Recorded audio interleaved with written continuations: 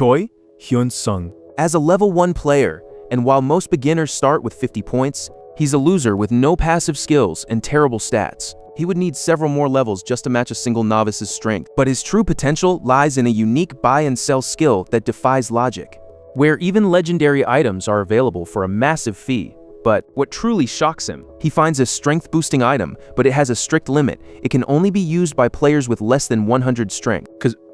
With this, Choi Hyunseong can become a cheating player, tearing through dungeons like a god. The gem costs 5 million kwanzas a steal at only 15 cents, so the moment he consumes it, his strength skyrockets by 15 million points. It's an insane advantage. Now he can finally make the money needed to save his dad, who lies hospitalized with mana sickness. It's a world where portals. Hyunseong is determined to fight the fate he's seen so many times before. Even his sister has spent her savings to support the family, and he will do whatever it takes to provide for them. Hyunseong was once a regular person who never even dreamed of becoming a player. But now that he has awakened, a new path to power has opened before him, searching for anything to help him grow.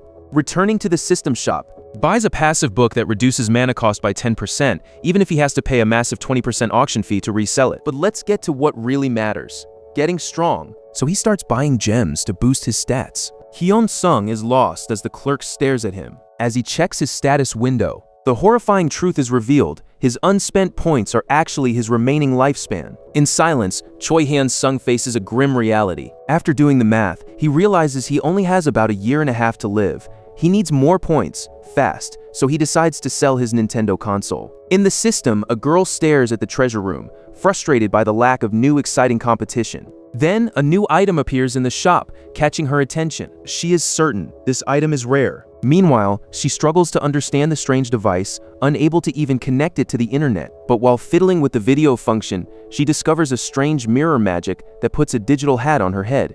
She begins to wonder about this new toy, snapping selfies and taking more photos as she delights in the effect. But the demon woman is far from amused by these distractions. She wanted to buy everything, but Choi Hyunseong's new stock has stolen the spotlight. She tries to use magic to find a clue, but nothing happens.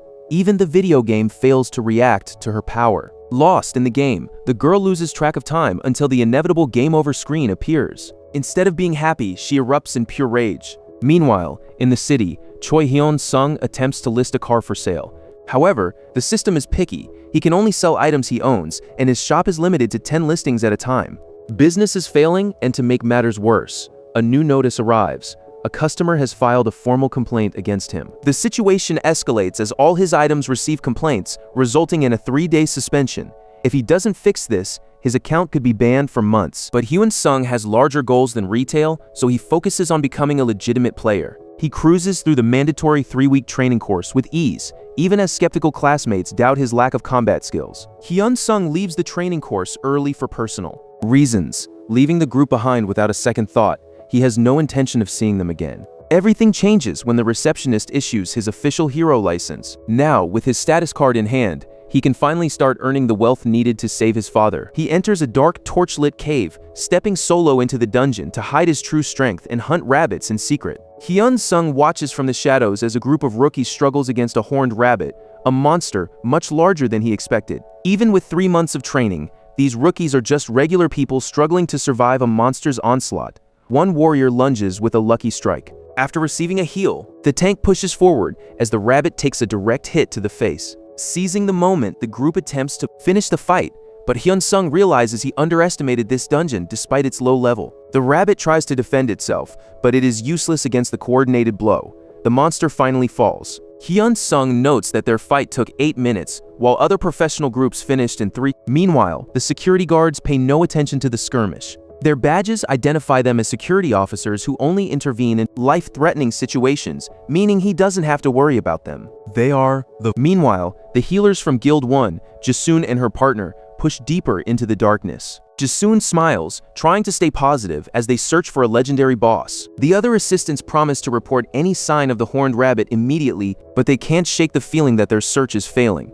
After 15 days, they're desperate to find the monster hiding in the shadows. After activating their shadow cloaks to move silently, Jisoon tries to distract herself with guild gossip. She mentions rumors of other teams gathering at the warehouse, but she's cut short by a sudden movement in the dark. Jisoon stops dead, staring at a lone figure emerging from the gloom. He looks completely unscathed, which is impossible for someone wandering these halls alone. The mystery only deepens when they realize he's just a rookie wearing cheap rental gear. Then, they both swallow their words. But despite the kills, Choi Hyunseong still hasn't found any items to change his luck. Hyunseong strikes another rabbit from behind, though the act clearly leaves him feeling unsettled. Watching from the shadows, Jasun and Choi Hyunseong are confused by his tension. Choi Hyunseong begins to wonder if he's struggling with a level gap. You see, hunters typically only receive experience and items when fighting monsters near their own level. But hunting a creature 20 levels below yields nothing, making the odds of a drop incredibly low. Neither woman knows who he is. Since they have nothing better to do, they watch as Hyunseong activates his sudden ambush skill, and luck finally breaks the streak. A gem drops his 5th one yet. Hyunseong is shocked that even after this much slaughter, he hasn't leveled up. If only he had a video game experience bar to track his progress, but after hours of relentless hunting, Choi Hyunseong realizes something is seriously wrong. Jasun comments that the atmosphere feels heavy in the dungeon. Despite the lack of progress, he tries to stay optimistic. A rabbit attacks from behind, but he dispatches it with a single strike. Hyunseong stands tall, readying himself for the next wave. A pack of rabbits rushes toward him as he prepares to finish them with a simple, lethal swing. And just as the monster falls, the protagonist receives a sudden, unexpected message. The title of Rabbit Hunter is common in theory, and most hunters level up before they ever even see it. But for Choi Hyunseong, this rare title grants something invaluable, the chance to rank up to rare. The assistant is watching closely, intrigued. She's thrilled to see him pull in such a massive prize. She saw it with her own eyes.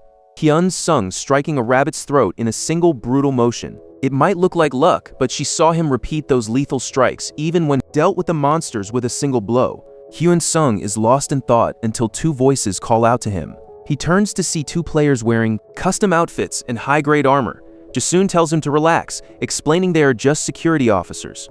However, Hyunseong remains wary, seeing no badges and feeling no presence from the newcomers. Jasun explains they were just on a mission to secure the portal and were heading out, having used stealth skills to approach unnoticed. Hyunseong didn't even hear them approach, but the woman reveals her true motive. She thinks his combat skills are being wasted on mere rabbits. She admits she approached him because Hyunseong asks if he's required to show anything, but she clarifies she's just curious since they represent the C1 Guild. The name. Immediately. They are one of the most powerful organizations in all of Korea. Despite the prestige, Hyunseong has no interest in joining them and turns his back to leave. She quickly moves to stop him from walking away. Hyunseong is startled by her sudden persistence. Confused, she asks if he is truly unaware of the C1 Guild's status. He confirms he knows exactly who they are. Then she demands to know why he would refuse such a massive opportunity. Hyunseong remains firm, explaining that he doesn't like being tied to anyone or a guild right now. She even wonders if he's already working for another team. But he denies it, choosing solitude over the safety of a group. Eventually, the girls accept his answer. Hyunseong says his goodbyes. Though Jasun's friend warns that he'll regret being so isolated, the two women decide to leave the dungeon. Back on the surface, something suddenly catches his eye. He heads to a taxi stand and climbs in, where the driver asks for his destination. Checking his phone, Hyunseong requests a ride to the Blood Fox dungeon. The driver offers a congratulatory remark, sensing the gravity of the journey ahead. Despite the driver's warnings about the routes, Choi Hyunseong can only think about his stagnant stats as he joins the growing crowds hunting for parties. The atmosphere at the gate is the same as always, as he waits to be cleared. When the attendant asks where his group is, Hyunseong repeats the same answer. He is alone with that. He steps into the dungeon. Inside, he finds a group of players surrounded by a creature with fangs, a fang-toothed fox. Hyunseong simply watches the scene. He notices something familiar about the guard's indifference. Seizing the moment, he activates his stealth to slip past unnoticed and reaches the lower floor. The hero draws his sword, confident that his new strategy will finally yield results. Hyunseong charges the creatures, eyeing a fox that promises 180 points for its kill. But as the foxes fall, more of the beasts emerge from the shadows, slowly surrounding him. 2 hours pass as Hyunseong tests his limits. He checks his status window, finding that while his level hasn't budged, his strength has actually increased. It seems every title offers a unique reward.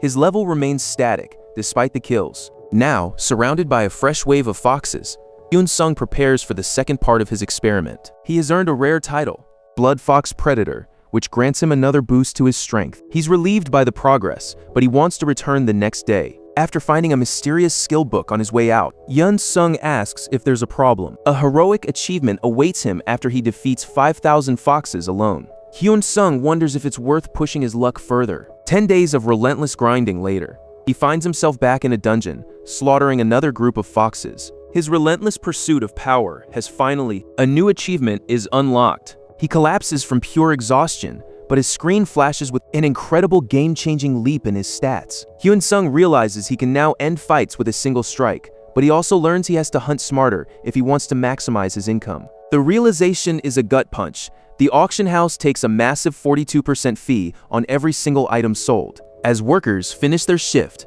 Choi Hyun-sung calls out to his mother. When he hugs her, he realizes how dangerously thin she has become. He needs more money, and fast, he tells her. You just came to see her, but the warmth of the reunion is short-lived. He wants her to join him for a meal, but she refuses. She claims she can only eat while working at her second job at the restaurant. Hyun-sung offers to help her, but his mother refuses. The protagonist decides to come clean. He finally reveals the truth. He has officially awakened. His mother is horrified by the news, fearing the danger and the financial ruin many new players face. She begs him to repeat himself, but Hyun-sung simply shows her his hero license. She insists that being a player doesn't guarantee can truly guarantee a steady income. To silence her doubts, he shows her has actually earned. Seeing the staggering amount, his mother begins crying immediately, Hyun-sung tells. His parents have done enough for him now. It's their turn to rest. Later, he visits her at the restaurant to meet the staff, even helping with the dishes so they can finish work earlier that night.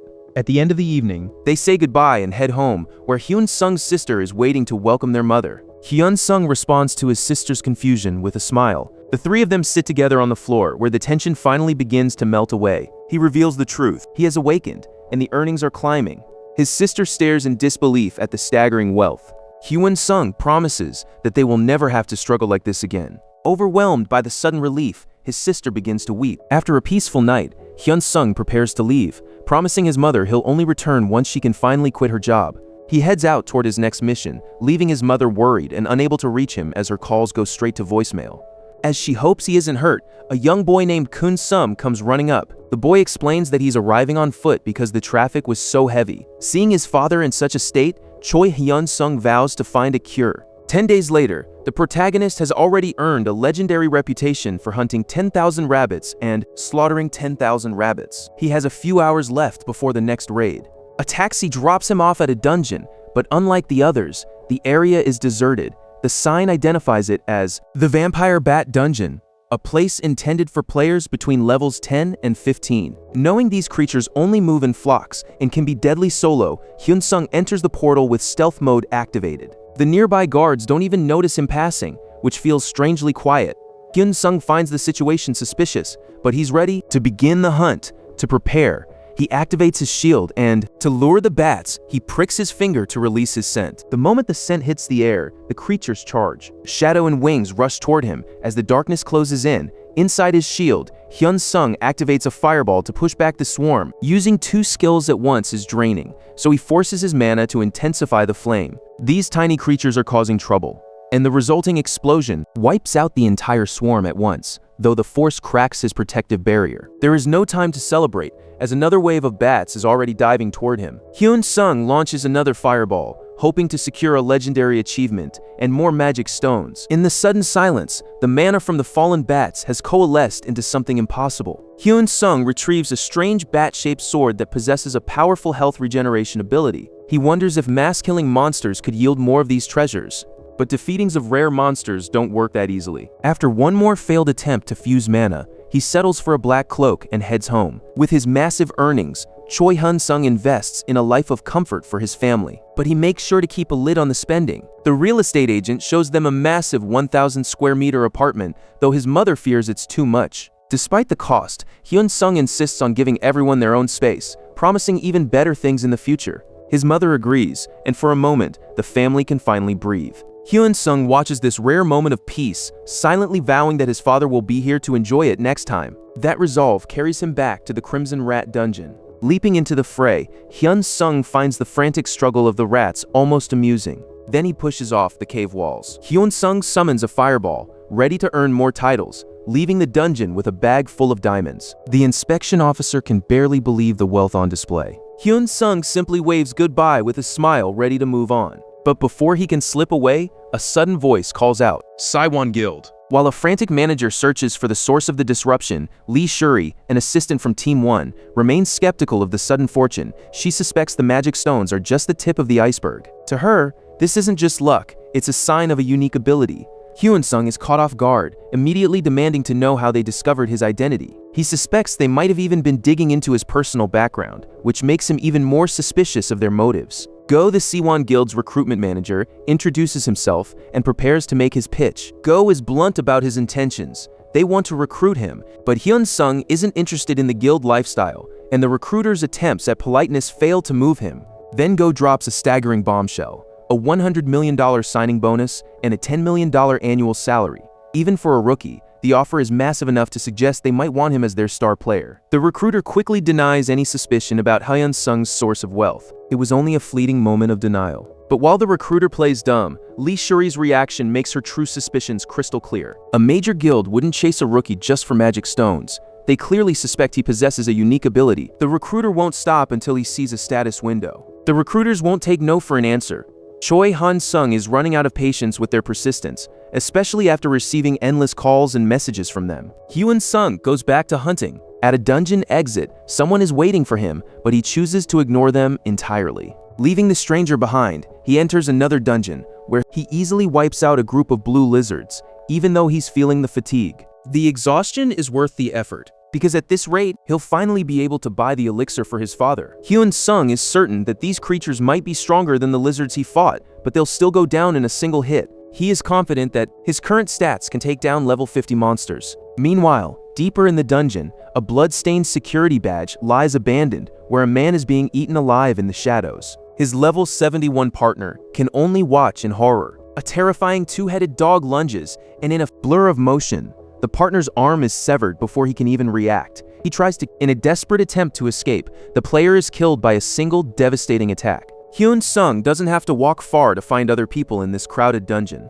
The high density of players is concerning, especially since these portals have appeared for 10 years, and years, constantly replenished by a new generation of awakened players. A wolf leaps at Hyunseong, but he beheads it mid-air. But before he can react, a group is already waiting for him, forcing him to quickly prepare a fireball. Hyunseong obliterates a strike with a heavy punch to the hound, immediately following up with a lethal blade combo. He then unleashes a magic missile that taunts the remaining wolves to charge him. Hyunseong leaps over the pack and finishes them quickly, earning his first title. Finding his new blade useful, but this area cleared, decides to move on. He passes several groups of hunters, ignoring them, until he spots another skirmish nearby.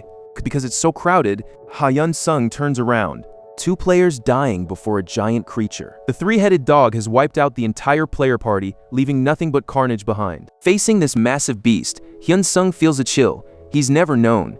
This is a real fight for survival. He tries to vanish behind a rock, but the monster predicts his every move, shattering his stealth. A single claw swipe is all it takes to shred his armor to pieces. Desperate, Hyunseong slams his shield into the creature's nose, but the blow barely phases the beast, leaving him more vulnerable than ever. Dropping his bag to clear his hands, Hyunseong prepares an intense fire attack, finally landing a blow that forces the monster back as he scrambles to flee. Hyunseong lands a hit on two heads, but his mana is draining faster than he can recover it. He survives a massive blow thanks to his durable cloak, but the predator is relentless. The beast tries to pummel him, but his defense holds. Desperate to keep up the pressure, Hyunseong fears he's running out of breath, but after consuming a purchased gem, he feels his power surge. The monster is finally injured. At this pace, Hyunseong thinks he can win the fight quickly, but the giant beast begins regenerating rapidly, making it clear that this fight won't be easy after all. The cost of new power is high, but Choi Hyunseong turns to face the beast, knowing he must survive this at any cost. Ready to fight, he gathers his strength to unleash his new ability. The giant charges at him with full fury as Hyunseong readies a fire spear, hoping to land the hit. The flame ability erupts just as players begin to flee the dungeon in a panic. The explosion connects, blowing the monster's face apart. One head is gone, but the second strike misses, forcing Hyunseong to stay focused. The first spear misses the target, but the second hits dead on, blowing up another head, a victory that makes him want to celebrate. But the joy doesn't last as he window left behind by the retreating players. The remaining guards stare at a horrific scene. One of them points out a massive footprint, a sign that the creature is something far from normal. As hesitation creeps in, others realize the silence from the outside guards suggests the monster has already claimed them too. Despite the overwhelming dread, the group leader insists they must investigate, but one player refuses, terrified that stepping forward means nothing but death. While the leader argues that leaving others in danger is not an option, the argument explodes between them. It quickly escalates until they are forced apart, leaving them no time for bickering in the face of certain death. In the thick of the battle, the monster shows no signs of tiring, and its regeneration only makes it more terrifying. Choi Hyunseong realizes he can't prolong this stalemate, so he prepares for a final, desperate stand. Gripping his fire spear, he settles his resolve knowing the next move might be a suicide mission. But the beast is too fast, and Hyunseong's initial strike is easily dodged, leaving him visibly frustrated. This time, Cerberus strikes first, but Hyunseong reacts with perfect timing, narrowly evading the crushing blow.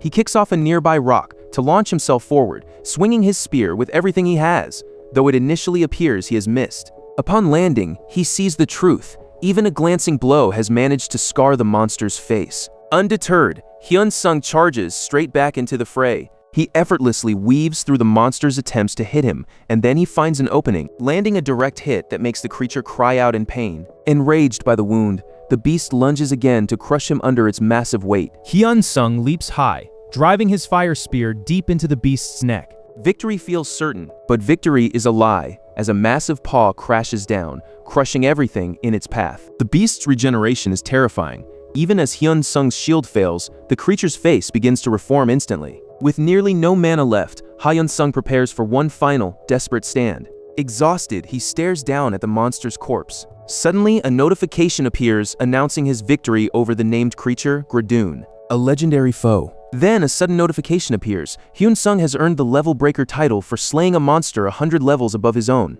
Hyunseong walks over, the spot where the beast fell, picking up a rare, unique skill book from the ground. It grants him incredible regeneration, protecting him from any wound as long as his head remains intact. He realizes this is a one-of-a-kind ability that even the best tanks would kill for. As Hyunseong gathers his belongings to leave, he can't help but marvel at how truly unique this power is. It is truly one of a kind. Then, a prompt appears, asking. The passive ability activates, and his wounds begin to knit back together. But this new skill comes with a terrifying cost. It consumes his very vitality. Fortunately, Choi Hyunseong has plenty of vitality to spare. After the battle, he checks the impressive titles he just earned. The first one provides a 5-point boost to all attributes. Because it is a common rank, he knows he can actually improve that, and with his other title, he gains an additional 3 vitality. With the battle concluded, he decides to head back home. Meanwhile, a specialized team from the Player Association rushes into the area. One member suddenly announces that they've detected other players nearby. The squad leader Shin Yuna reveals she's investigating rumors of a high-level monster and orders an immediate evacuation. The tension spikes when a sensor confirms a player has been found, and that person is Choi Hyunseong. Hyunseong begins his walk back, but he suddenly senses someone approaching. High-level players approach, their shiny, expensive gear signaling their high rank. Though suspicious, Hyunseong plays it cool and claims he's fine, but Shin Yuna notices he's covered in dirt and questions him. After he admits to encountering the creature, Shin Yuna leans in, eager for details, before realizing her intrusion. Realizing she's being too forward, Shin Yuna quickly apologizes and offers a vial of a rare, high-speed healing potion to treat his wounds. Shin Yuna tells him that a monster of that caliber is something her squad has never seen before. Hyunseong explains that the beast was the size of a house and that it headed in that direction. After a quick thanks, the squad disappears so fast it catches even Hyunseong off guard by their speed. He's relieved he killed it before more lives were lost, viewing the loot as a mere bonus. Even if the squad ends up searching for nothing, they reach the dungeon's end. As they exit, a player wonders if the beast slipped through a portal, a thought that terrifies the squad leader. She knows that once a monster has tasted blood, will certainly return for more. This time, all she can do is file a report. However, the captain orders her men to wait. Something is weighing on Shin Yuna's mind, specifically how that man escaped the carnage. Especially after losing his entire party. He didn't seem shaken at all. Driven by curiosity, Shin Yuna decides to head back to talk to him. The squad's mage asks what is troubling her. Shin Yuna admits she is worried about the player she met earlier. While the tank thinks he is fine, she wants to be sure. As Shin Yuna climbs back up, Strange stains on the dungeon wall catch her eye, but she pushes forward to the exit gate. The boy is gone, leaving her to assume he escaped the carnage safely. Meanwhile, back at his apartment, Choi Hyunseong finds that his new skill is incredibly effective at keeping him alive. Despite the healing, the strain takes its toll, and an exhausted Hyunseong collapses onto his couch. When his mother arrives, she immediately notices a change in his face, sensing the heavy cost of the points he spent on that new power. Hyunseong tries to deflect with hunger, but his mother only responds with anger. The toll of his secret trading is mounting, creating a growing problem for the young hunter. Suddenly, his sister calls, bringing up the incident from the dungeon. His mother ends the call in silence. She is clearly unhappy, sensing the truth behind his sudden return and his dangerous occupation. Hyunseong tries to calm her, insisting he enjoys the thrill of the hunt. Despite his words, her fear that this job is too dangerous lingers. Meanwhile, the next day, the Red Wolf dungeon is crowded with investigators searching for traces of where the first victims were, and where the three-headed jaguar left its trail. However, tracking specialist Kim Dong-soo admits that despite the trail, there are no clues regarding where the creature vanished. Even though the area was searched thoroughly, Kim Dong-soo continues to hunt for any sign of the beast, and as he works, the squad leader steps in to assist. Leader volunteers to accompany him. The officer expresses gratitude for her help. Safer with her protection, she simply claims she is doing her job, but Kim Dong-soo's powers quickly reveal a chilling truth. This area was also under attack by the monster. The investigation takes an unexpected turn as investigators uncover a strange trail. Kim Dong-soo watches through his magic as the jaguar lets a player escape from the carnage. The air is still thick with the residue of fire magic. Between the lingering heat and the survivor's impossible endurance, Kim Dong-soo begins to suspect they've stumbled upon a magic swordsman. They follow the trail to the site where the beast took its fatal blow. At this location, where Kim Dong-soo's theory is about to crumble, he first thought the intruder was a pure swordsman, but now he's shifting to a high-dexterity caster, using devastating skills. They push on to the final battlefield. The scene leaves Shin Yuna even more confused. The evidence is a contradiction. A fierce close-quarters battle, fueled by devastatingly powerful magic. With no body left behind, the investigator assumes the attacker might have turned into magic crystals. Shin Yuna is left completely baffled by the scene. Even though magic swordsmen are rare, they're usually mediocre. Yet, this unknown player slaughtered a monster far above this dungeon's rank all alone. Kim Dong-soo notes that the highest level player recorded entering this cave was only level 24. Moreover, this person couldn't have been one of the official officers, since the officers were all wiped out, and others stayed away due to the ongoing conflict. A regular player simply couldn't have pulled this off. Shin Yuna thinks Kim Dong-soo speculates that it might be an unregistered player who forgot to renew their registration, which only happens every 2 years, but that doesn't explain the power level. Even a high-level unregistered player wouldn't be this strong. At most, they would only reach level 50. Furthermore, no guild-backed players entered this dungeon, making the whole situation incredibly bizarre. Kim Dong-soo agrees, even if a powerhouse was wandering this cave. It makes no sense. Shin Yuna wonders if there's any way to track them, hoping the tracking specialist can find a lead. The officer promises to keep trying despite the lack of evidence. Using his specialized tracking magic, he searches the area, but the trail is cold. In this difficult terrain, tracking a player is nearly impossible for Shin Yuna, as she asks how they managed to track someone compared to a monster, while monsters leave obvious tracks like giant footprints. Or even if they were, Kim Dong-soo would have caught the magical resonance. Realizing she's asked for the impossible, Kim must face the truth of their failure. With no leads, she offers an apology. Kim Dong-soo apologizes for the impossible task, and as Shin Yuna calls for the end of the hunt, the investigation officially ends. In her report, Shin Yuna presumes the monster's killer is a powerhouse over level 100. To prevent the private guilds from monopolizing such talent, she suggests the government-run player association must find and hire them before it's too late. While the player association once held immense power, a shift is happening as the guilds begin to consolidate their strength. The association's decline was driven by corrupt politicians who prioritized their own interests and offered players exploitative contracts. These leaders lacked field experience. Now, the association is racing to compete with the wealthy guilds and rebuild its reputation. However, they are still struggling to catch up to the massive organizations. Shim emphasizes that, even with these reforms, they are still weak. The potential of a new top-tier rookie could change everything. Meanwhile, Choi Hyunseong is left wondering how to master his new skill, which is difficult since it's a passive one. He knows he can't trust the guards at the dungeon entrance. To move his loot, he must avoid the association staff, who inspect players for dangerous items or more likely to prevent tax evasion. Hyunseong is certain that both the association and the guilds are watching him closely. He needs a way to hide his treasures, and he remembers a very expensive item in his shop.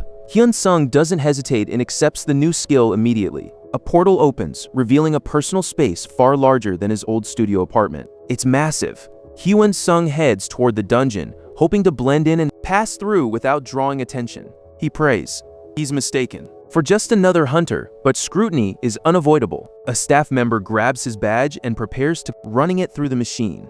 However, the man pauses, asking Hyun-sung to wait as he verifies the details. After confirming his identity, the man clears him to enter the cave. Everything seems to be going. Everything proceeds without a hitch. Hyun-sung holds onto a single item. Since he needs to sneak it out, he nervously waits through the bag inspection, but the staff finds nothing out of the ordinary. Walking out like it was just another workday, he's relieved to finally remain unnoticed. After a grueling hunt, Hyun-sung finally stops to organize his loot, only to find a skill book he already possesses. Suddenly, something goes wrong. The system refuses to let him learn the skill, leaving him completely baffled. The wound heals, but his skill remains stagnant. Perhaps it needs more books to evolve. Even a cheap book costs 30 million won, making efficiency a bitter pill to swallow. As Hyun-sung leaves the dungeon, an unknown number disrupts his thoughts. A representative from the second support team calls, demanding a meeting to sign a massive contract. They have agreed to his terms. A staggering 100 billion won deal is on the table. Hyun-sung suspects a scam, but the caller insists the negotiation is being handled with extreme seriousness. Speechless, he asks to review the contract first before committing to a meeting. The piece he sought vanishes the moment the contract arrives in his inbox. But the fine print is a minefield, containing clauses that could lead to his financial ruin. If he fails to meet their arbitrary expectations, he'll owe them 10 times the bonus amount. Losing patience, Hyun-sung consults his lawyer to fix the terms before the trap snaps shut. He reaches out to the business manager who first tried to strike a deal. The negotiator offers a measly 50 billion won bonus, but Choi Hyunseong isn't backing down from his demand for 100 billion. Even though the guild is a massive corporation, the negotiator knows that the amount Hyun-sung is asking for is incredibly high. The man had to beg just to get the 50 billion approved. In this high-stakes standoff, Hyun-sung simply tells him he'll think about it. The contract is finally sent over, appearing identical to the previous one except for the increased bonus. The lawyer begins his review. Hyun-sung gives the okay, asking for a final look at the new terms. The lawyer agrees, but when he returns, a strange feeling of unease hangs in the air. Something isn't right. The lawyer suspects the contract wasn't written by the same person. He explains that while the layout is identical, the content has changed. This new version has fewer unfavorable clauses and a reduced penalty fee, leaving Hyun-sung to wonder why the guild is suddenly playing both sides. Internal guild conflicts are brewing, and for Hyun-sung, this chaos presents a golden opportunity to secure a better deal. So, the hero instructs his lawyer to draft a clean contract, stripping away all the previous deceptions. While staying at a hotel, Hyun-sung discovers a massive dispute between the guild master and the vice leader, sparking a plan to exploit their rivalry. He decides to test the waters by calling CO an officer and guide for the support team, who is blindsided by the sudden contact. Hyun-sung gets straight to the point by demanding a massive bonus. He asks for 200 billion won, a figure that leaves Seo stunned and insisting it's impossible. Choi Hyun-sung counters by mentioning he's already being contacted by Go, which makes it clear, falling directly into the trap, Seo is forced to promise a matching offer to prevent losing the client to the rival faction. Obviously, the two of them hate each other. Now, Hyun-sung calls Go, who is all too eager to see if the contract has been reviewed. Hyun-sung feigns interest in the deal, prompting Go to suggest an immediate meeting.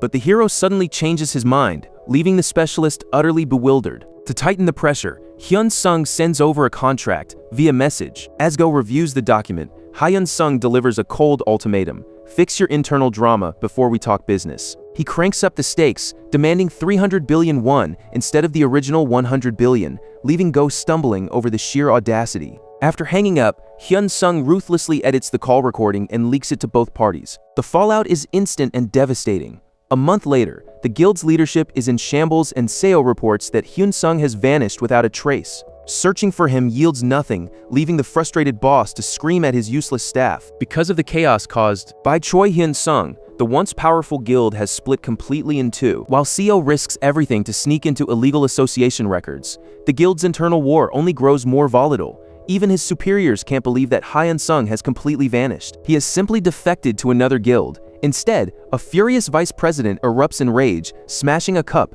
as Seo escapes the office, shaken by the fallout of leaked audios and shifting guild loyalties. His business is booming, and if he keeps this pace, he'll reach his goal soon. His only frustration is the limited sales window, which forces him to register every item one by one. He can't even use electronic devices to speed things up. The medicine merchant's life is far from easy. He is already halfway to the massive 10 billion points required to reach the next level, but a monster approaching from behind him. A group of monsters emerges from the shadows. They're dangerous, equipped with corrosive acidic tongues. Fed up with the interruptions, Hyunsung draws his sword and shifts to the offensive.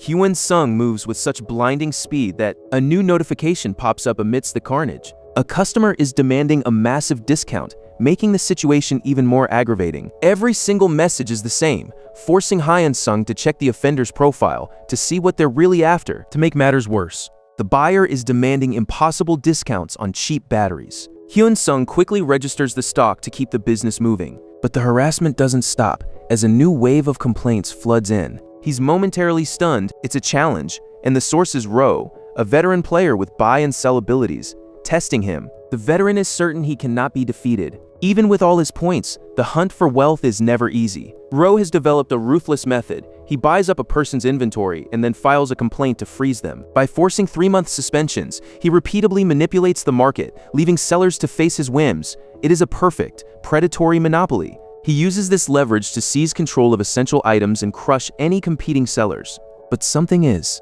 wrong. There are no more batteries for sale. Apparently, all of Choi Hyunsung's stock has already been sold. He heads to the mall, pushing a shopping cart overflowing with new goods. Other players are jumping in to buy too. Determined to fight back, Hyunsung triples his prices to escalate the conflict. His wealth skyrockets to 10 billion points, unlocking a rare level that lets him list 100 items at once.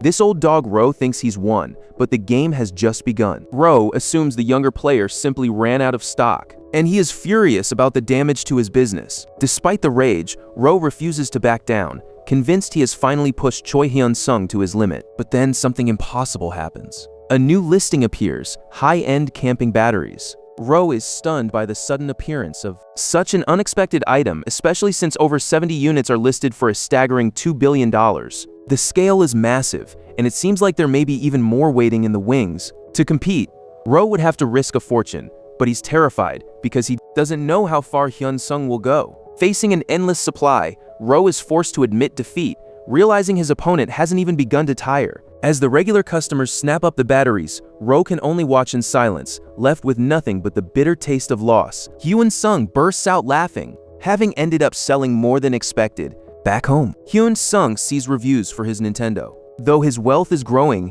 he only has 14 billion points. The difficulty of reaching the next level is extremely high. It's a long journey, but reaching heroic rank means he can finally buy the elixir to save his father. Looking through his shop, he spots a dragon egg for sale, but the price is astronomical. At this hour, his mother asks if he knows a man named Su Daedong, a member of the Siwoo Guild's support team. She says the man came to their house, and Hyunsung realizes this is much more than a random visit. After his mother pleads for his safety, Hyunsung promises that everything will be fine. Immediately after hanging up, he calls Siwoo to confront him. The man is delighted to finally speak with our hero, but Hyunsung has no time for pleasantries. He demands to know why the man was at his mother's house, though Siwoo claims it was merely a casual visit. According to him, the mother should be involved in the contract since it affects his father, but Hyunsung insists that he is the one signing it. Siwoo insists that such a decision should be made with the family, claiming that if Hyunsung is as skilled as expected, nothing will go wrong. Even so, the contract's fine print looks more like a trap than a precaution to Hyunsung.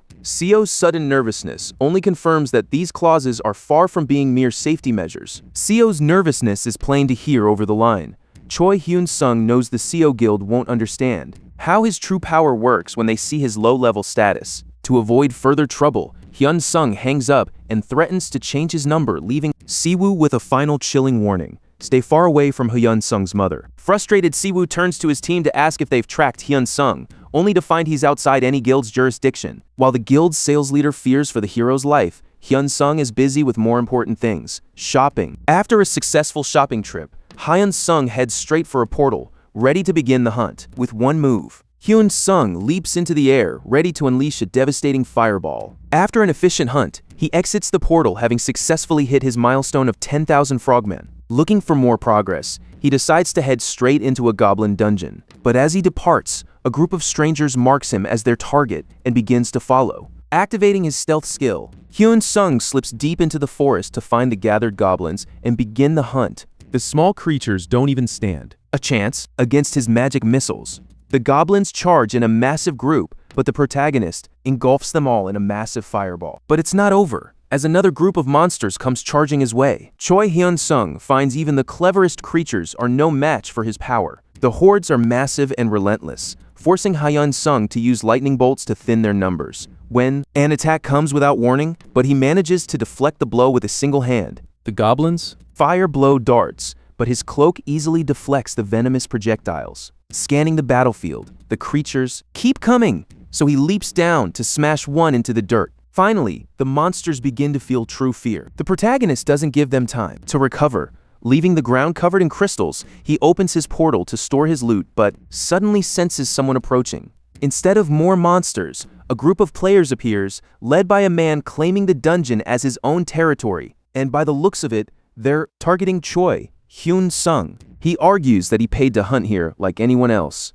But the leader isn't listening. The group's leader insists this area belongs to him. The thugs are demanding everything from him. So now Choi Hyunseong must surrender his magic stones and gear to these thugs. He never expected to encounter such blatant bullying in a real dungeon. Inside these portals, electronics fail, leaving travelers to settle disputes with raw force. It makes every conflict a simple, deadly matter of one person versus another. But the thugs don't realize just how much they've underestimated him. Tired of his defiance, the leader orders a spear to fly straight at him, narrowly missing his body. The rest of the group rushes in, but Hyunseong expertly cuts through the first attacker's sword. He follows up with a powerful kick, throwing the bandit far off. In an instant, the thieves' leader and his entire crew are left speechless. Offended by his strength, the thugs issue a death order, and one warrior leaps forward without hesitation. But Choi Hyunseong simply takes the first attacker down instantly. A second man only escapes with a scratch on his shoulder. The chaos continues as the thugs are rapidly dismantled. With 3 enemies closing in at once, Hyunseong puts away his blade and opens a portal to retrieve a tool. He decides a shield is better than a sword for this job. As Hyunseong prepares, a man steps out from the bushes, and Hyunseong initially mistakes him for a mere security officer. But there's a serious aura about him that even Hyunseong can't ignore as the group's guild master arrives. The master demands to know who is responsible for this chaos, but Hyunseong finds himself facing a predator far beyond the thugs. Choi Hyunseong barely manages to block a sudden sword strike. The man is stunned that a rookie has already completed a second-class advancement. Someone of this caliber shouldn't even be in a dungeon, but the master is deeply offended. He claims he wanted this over quickly, but now he'll settle for tearing off an arm to feel satisfied. He lunges with everything he has, but once again, Hyunseong deflects the strike. He has to admit it. This man is clearly different from the low-level thugs. His speed and strength are overwhelming. Thankfully, the shield holds against the lightning-fast blade, but Hyunseong is still playing defense in a mess he doesn't understand. Realizing he's outmatched, Hyunseong decides he needs to get out of here. Suddenly, a massive explosion erupts. Hyunseong stands with his hair scorched, and his opponent is impressed. Survived such a deadly blow. Losing all patience, the master charges and delivers a blindingly fast strike with his sword. Hyunseong manages to block the attack with his shield, a hit that would have been fatal. Summoning his fire spear again, the man creates a massive smokescreen to hide his next move. As a heavy smokescreen fills the area, the master seems temporarily lost, but he swings blindly, missing as Hyunseong dodges to the side. Hyunseong realizes his opponent isn't actually trying to kill him. Instead, he uses the chaos of the smoke to open his sales menu. He finds the item he desperately needs. It's a book that boosts his stats by 50% for 60 seconds, but the cost is an astronomical 20 billion points. The moment he confirms the purchase, the book appears in his hands, and he instantly masters the new skill. The power surges through his body. Then the guildmaster reappears. Hyunseong has only 60 seconds of this boosted state, and he can't waste a single moment. The guildmaster's strength is enough, and the master's momentum carries him forward, unaware that his target is already prepared to strike. Hyunseong readies a finishing blow, but suddenly, Lee Shuri steps between them. At first glance, Hyunseong barely recognizes her as she moves with impossible speed. The strike is too fast to see. Hyunseong is left speechless as the master collapses unconscious on the ground. Lee Shuri, however, seems perfectly calm. She apologizes for being rude during their last encounter, and Hyun-sung to piece things together. A flash of memory returns. She was the girl who provided him with that rare potion. Hyun-sung offers his thanks, but Lee Shuri's expression remains serious. She apologizes, admitting she has been watching the entire ambush from the very beginning. The girl explains that she's been monitoring everything since the ambush first started. Hyun-sung can only stare, growing more confused with every word she speaks. Lee Shuri smiles, declaring that these people are nothing but criminals. Hyun-sung assumes she's just a witness here to confirm their crimes, but she's actually testing him, eager to see just how skilled he really is. As Hyun-sung's confusion grows, Lee Shuri reveals her true identity. She is the head of security for the Hero Association. It turns out, she wasn't tracking the bandits at all. Instead, she had her eyes fixed on Hyun-sung. To continue this conversation properly, she suggests moving outside the dungeon and clearing these thugs from the area first. Hyun-sung agrees. He quickly asks if there is any prior criminal record for this group. Lee Shuri notes there is no hard evidence, though they have been linked to several disappearance cases. The authorities call them kidnappers, but the underlying charges are murder. Hyun-sung wonders why they'd target him. However, since they didn't show that same lethal intent toward him, Lee Shuri agrees that something is off. They both decide to uncover the truth. With a sudden leap, she vanishes, leaving the mystery behind for now. She leaves the man lying on the ground, warning him that she is not in the mood for violence. The thug claims he was just protecting his guild members from being beaten. Furthermore, he insists he was attacked by a member of the without any provocation. He even threatens to call the police, but Lee Shuri sharply asks how he could know her association status if he was truly unconscious. The man begins to stutter, completely speechless. Calling him an idiot, Lee Shuri decides to explain the grim reality of their situation. Even Choi Hyunseong falls silent at her words. Lee Shuri warns that unless he starts talking, this goblin dungeon will become his grave. She sighs, noting how much easier this would be with a witness. Instead, he yells that an association member has no right to threaten anyone. Clearly, he doesn't understand the danger he's in. Lee Shuri politely asks to be left alone for a moment, and he immediately agrees. She tells him to go tie up the other bandits. Realizing the situation could turn dangerous, Hyun-sung decides it's time to exit. He makes a quick escape, leaving the two of them alone. The guildmaster's pleas for mercy are quickly drowned out by a desperate, echoing scream. Following instructions, Lee Shuri locks all the bandits within her magic circle. Hyun-sung wonders if this was all orchestrated by the Siwon Guild and that three-headed beast. Now, he is left without a clear direction. The Siwon Guild won't stop hunting him. Lee Shuri arrives, looking worried that he's been gone too long. She explains that those bandits were hired by the Siwon Guild, but even though they have evidence, the association can't take action against them.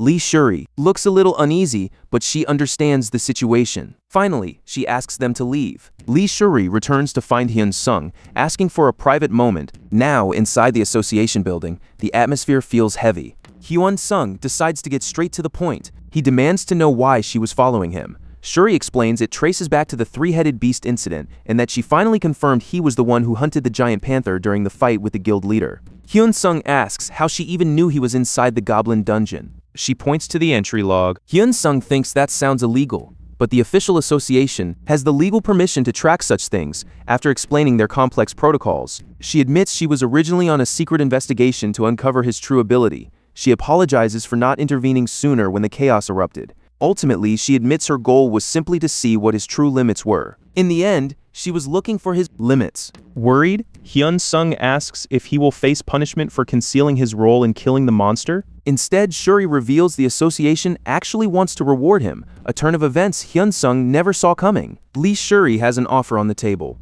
but Choi Hyunseong makes it clear he has no interest in joining any guild. Hyun-sung wants to know what kind of test they are actually talking about. Despite his hesitation, she lays out a massive offer, a $100 billion bonus alongside incredible benefits like tax waivers and free equipment. Hyun-sung assumes he'll have to show his status window to prove his worth. Instead, she says a simple test will suffice. It's a truth test using the contract of truth skill, where a liar's body glows red.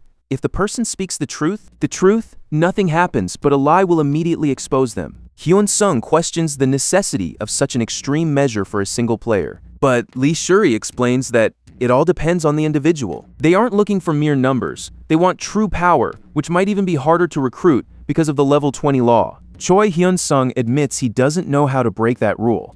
And if it's revealed to be true, he wonders if the association would still want him. Lee Shuri assures him that his explosive growth in just 3 months is more than enough reason to invest. But despite his rising fame, C suspects other guilds must have already noticed his presence. A woman enters the room. She asks for permission. After Choi Hyunseong agrees, the specialist explains that a prompt will appear for consent. Hyunseong presses yes, and the contract of truth begins. The message appears exactly as predicted. An energy wraps around Hyunseong for a fleeting second, but it quickly fades. He watches as the player leaves the room, leaving only him and Lee Shuri. "Relax," she says. "It's just a few questions." Hyunseong takes a deep breath, bracing himself for the interrogation ahead. The question starts simply, confirming his awakening date, but the pressure builds as Lee Shuri asks about the level 20 law. She pushes further, suspecting his true strength and why he hides it by hunting in low-level zones. He remains silent at first, but the truth is unavoidable under the contract of truth. Hyunseong confirms his suspicion. His power is indeed the reason for everything. He clarifies that he cannot use his unique ability on other players. Then comes the most dangerous question. Did he use his skill to bypass the law? After a heavy silence, Hyunseong admits the truth, and the magical effect of his ability finally fades. He asks if the test is over, but Lee Shuri shakes her head. She has everything she needs. The truth is out, and they are now certain that he possesses a unique skill. Lee Shuri watches him, her mind racing with new possibilities. Lee Shuri agrees, but she adds that she also possesses a unique skill. It's a secret she can't reveal to the public, but she's telling him. Hyunseong is disappointed to find he isn't the only one with such a rare gift. Every person who has ever held one has risen to a high position in society. It's a realization that hits him hard. Lee Shuri explains that information is strictly guarded, even among high-level players. Laws exist to keep their unique skills secret, even if it means she's technically breaking protocol by sharing it with him. Since they'll be partners, it's an acceptable risk. Choi Hyunseong realizes he's trapped by his own power. He reminds her that he never agreed to join the association. But by revealing his skill, he's lost all his leverage. He's essentially out of options. Hyunseong is speechless, but Lee Shuri reassures him that this isn't a government mandate. It's a personal offer from her parents, and she slides a contract across the table. The contract is incredibly lucrative, offering massive compensation and full control over his own loot.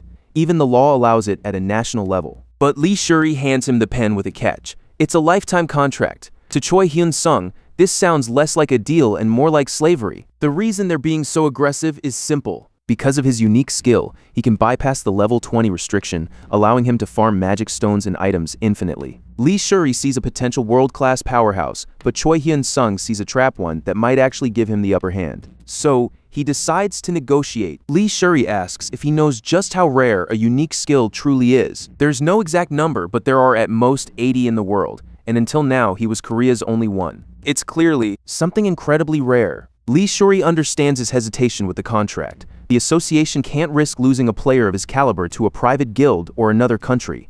They need to lock him down for as long as possible, but they are willing to negotiate. Choi Hyunseong's first demand is a 1-year limit, but she shuts that down immediately. He counters with a 2-year term, yet Shuri insists on keeping the massive bonus intact to ensure he stays. A tense silence fills the room as the negotiation hangs in the balance. If the association won't budge, Hyunseong will walk away. Lee Shuri asks if he's considering leaving the country entirely. Hyunseong isn't ready to commit to the association just yet, despite the many benefits Lee Shuri promises. He's looking for a reason to stay, but he refuses to let massive sums of money turn him into a slave. He needs security above all else. He proposes a compromise, 2 years to test the waters before he signs the permanent contract. To Hyunseong, this is an internship to ensure his safety, but Lee Shuri realizes this deal is far from simple. Needing approval from her superiors, she asks for a brief moment to consult them. While he waits, Hyunseong sits in silence, idly fiddling with his phone. Eventually, Lee Shuri returns with a decision. She accepts his proposal, though it comes with a strict condition. Hyunseong watches her closely, wondering what it might be. And if the offers are equal, Hyunseong must. The terms are clear. He must re-sign the contract with them. He agrees without any problem, and Lee Shuri presents the new document. Lee hopes they both succeed during this term, so they shake hands to wish each other the best for a short while. With the deal done, Lee suggests upgrading his rented gear, specifically his sword and cloak, which are already rare rank, while the rest can be replaced. The next morning, they're at the equipment storage. Hyunseong is quite happy to hear that the restrictions don't apply to him. Hyun-sung's eyes are immediately drawn to the rows of incredible weapons on the walls. He wonders if any player can take these, but Lee explains that access to such high-rank items is restricted based on a player's specific position. The current selection isn't as good as he expected, so he better choose carefully. As the gear is adjusted to his body, Lee offers to explain the association's inner workings. Now, the fun part begins. Lee is also going to reveal which department the players will belong to. Hyun-sung is curious. He's headed to the surveillance team, but the leader has more to say. Lee Shuri explains that their job is to resolve accidents involving monsters or players, but due to understaffing, they'll be assisting support teams too. Therefore, Hyun-sung wonders if he'll be useful, though Lee notes he'll be assigned to dungeons matching his level to make the transition easier. She reminds him that she is his superior and is available if any issues arise, prompting Hyun-sung to bring up the problems he faced before joining. Shuri nods, ready to listen. He reveals how the Siwon Guild intercepted his magic stone data, but Lee's calm reaction suggests this corruption is a known problem for the association. Hyun-sung realizes she isn't surprised at all by his revelation. She admits such corruption has been happening for a long time and promises to handle the guild. Then she shifts the topic to his new housing. Lee Shuri explains that they must organize their personnel due to the emergency support work. To keep things simple, she insists that Choi Hyun-sung notify her every time he enters a dungeon. She hands him a company card to cover all his expenses, but Hyun-sung realizes this is far from normal treatment. Lee warns that others might protest if they sense he's receiving special favors. Instead, they'll officially label him as a player being constantly relocated. Hyun-sung offers his sincere thanks for the arrangement. Before he leaves, Lee adds that she'll do her best to ensure he renews his contract in 2 years. Her sweet tone leaves him flustered. Later, Hyun-sung is officially recognized as a member of the organization. With new authority to conduct surveillance and fulfill his duties, he should be able to avoid further complications. He asks to leave, and she agrees, noting that emergency calls during his time off will be very rare. Hyun-sung's final thought is about his signing bonus. Lee reveals it's already in his account, correctly guessing he needed the cash immediately. Choi Hyun-sung explains his intention to buy skill books. Lee Shuri says the association has stock, and she'll take him there now. Driven by the need to grow, Hyun-sung plans to sink his entire bonus into new skills. But Lee Shuri warns that those books are incredibly difficult to find. Demand far outstrips supply, and the private auction market is even more competitive than the association's stock. Hyun-sung finds the complexity of the system fascinating. As Lee Shuri finishes her work, the president sits in his office, lamenting that a 2-year contract is far too short. But Lee Shuri argues that the president had already exploited her at the beginning, so Choi Hyun-sung was right to demand a time limit on his deal. The president defends his actions, claiming things were different back then. They only learned about unique skills through her, and yet she insists she deserves better treatment. The president refuses, insisting she is already well compensated. He admits that if he had his way, he would have used a massive $100 billion offer to force the boy into a lifetime contract. Lee Shuri counters that such an extreme move would have leaked the secret globally. Unfazed, the president claims she was the one who threatened him by leaking details to foreign associations. Though she insists she only hinted at the possibility, the man clearly doesn't believe her. A lifetime deal is simply out of the question. He would have done anything to secure Choi Hyun-sung to a permanent deal if Lee Shuri hadn't stepped in. Lee calls him a villain to his face, though the president defends himself by claiming he is only trying to protect the nation by ensuring top players stay in the association forever. Lee argues that no individual would ever agree to such terms, and when she asks to cancel her own deal, he refuses. She then walks out, leaving him alone. She heads back to work, leaving the president's plans in ruins. Meanwhile, having secured a massive $1 billion transfer to support his family for the next decade, Choi Hyun-sung begins preparing for the long haul. Ensures his family's expenses are covered for the next decade. He won't look like an amateur. He checks the online store and finds a rare skill book that increases passive recovery. It is a high-tier item, just like his immortality skill. Even if it doesn't absorb perfectly, the investment is worth the risk to his growing power. Lee Shuri explained that passive skills are always tied to active ones, meaning some might go unused if they aren't paired correctly. Having secured the perfect balance, it is now time for Hyun-sung to spend his hard-earned points, but he already has a theory about which items will be his most profitable. The best-selling item is the humble battery. Hyun-sung visits a second-hand electronics store, where the staff immediately bow to him in respect. He immediately asks about the camping batteries, and the employees confirm they have fully charged them all. Reflecting on his recent combat, Hyun-sung decides to go all in, planning to spend billions of points on high-end medicines. With billions of points at his disposal, Hyun-sung begins an aggressive investment, spending $5 billion to push his attributes toward 200. The sudden surge in power is immediately palpable. He tests his upgraded immortality with his blade. As he feels the surge of new power, Lee Shuri calls with news that the Siwon Guild executives have been arrested. The scandal has exploded, fueled by an internal faction war and the guild master's decision to cooperate with the police. Hyunseong wonders, despite the justice, what will become of the man who tried to force him into a contract. Lee Shuri explains that an arrest warrant has been issued for the man who attacked him as well. She tells him to turn on the TV to see the fallout for himself. The news is a storm of scandal revealing that the Siwon Guild hired assassins and harbored fugitives. The corruption is so deep that everyone who supported the vice leader is now turning their backs on him. Hyunseong offers Lee Shuri dinner as thanks, but she is far from satisfied with just words. Hanging up, Hyunseong lingers in thought before remembering his next mission, acquiring his skill books. This is his last book, and by sacrificing every recovery-type skill he owns, everything clicks. Hyunseong celebrates as his ability finally reaches the unique heroic level, a massive breakthrough.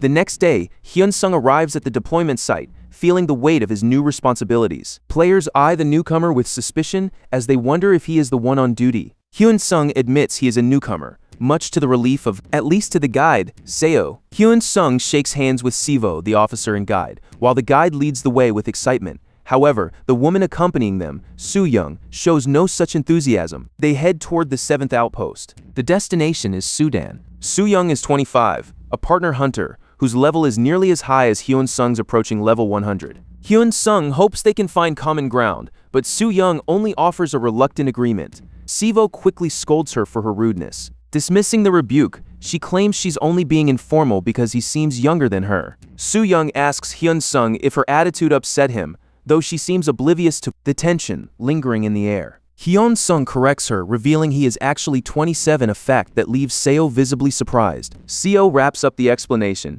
noting that Hyunseong will be paired with Soo-young for support calls, as she is the only one who handles dungeons below level 100. Hyunseong doesn't mind. His attributes are already high enough to face threats alone. After a morning of enjoying the perks of his new salary, he is quickly roused from a nap by Soo-young. Fortunately, Hyunseong is already prepared for the summons. Soo-young explains they've been called to deal with a level 70 werewolf that has appeared in a dungeon. They arrive at a level 60 dungeon, which luckily hasn't claimed any victims yet, mostly because the level difference is only 10.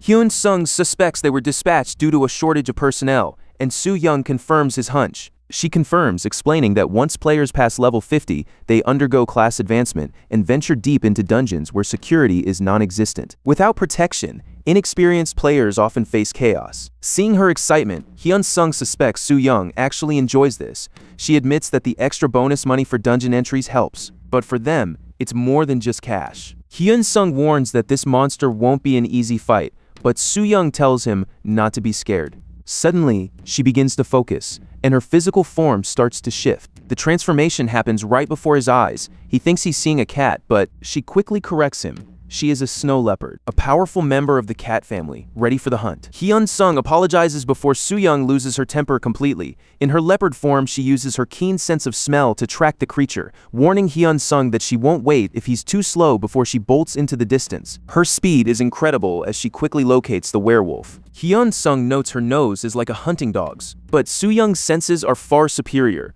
A howl pierces the air as the monster prepares to fight. With a sudden leap, Soo-young crushes the beast in a single blow, leaving Hyunseong slightly intimidated by her power. After he compliments her expensive armor, they turn to head back towards safety. On the return trip, Soo-young suddenly pauses. She hears a sound and catches a familiar, dangerous scent. She realizes that the death of the previous monster has called a whole pack of monsters toward them.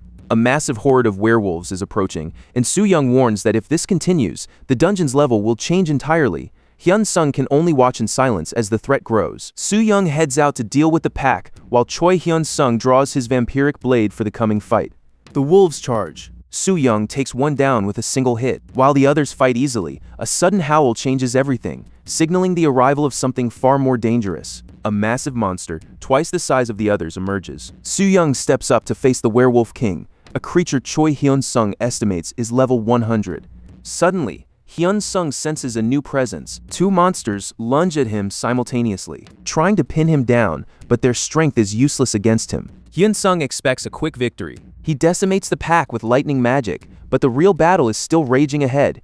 Seeing Soo Young still engaged, he decides he can't just watch anymore. He charges toward the king, but the beast lashes out wildly. Then, a mysterious magical effect is triggered, and the werewolf vanishes from sight. In the confusion, the monster strikes with everything it has, landing a direct hit on his. The werewolf delivers a deep slash to Soo Young's neck, and the beast clamps its fangs down to finish her. Hyun-sung launches a fire missile, but the shot completely misses. Soo Young lies unconscious, and Hyun-sung rushes to strike the beast from behind. But suddenly, Soo Young is thrown into his arms. Desperate to save his partner, Hyun-sung desperately uses healing magic while remembering the potion he grabbed earlier. Suddenly, the werewolf king strikes from behind, but Hyun-sung manages to slash its claws away. He realizes the creature is clever. The monster attacks again, but it misses its mark. The monster vanishes from sight, but Hyun-sung already knows where it went. The werewolf lunges to strike the defenseless girl, but it takes a brutal kick to the face that sends it flying. Hyun-sung arrived just in time. The king howls, summoning its followers to surround Choi Hyunseong,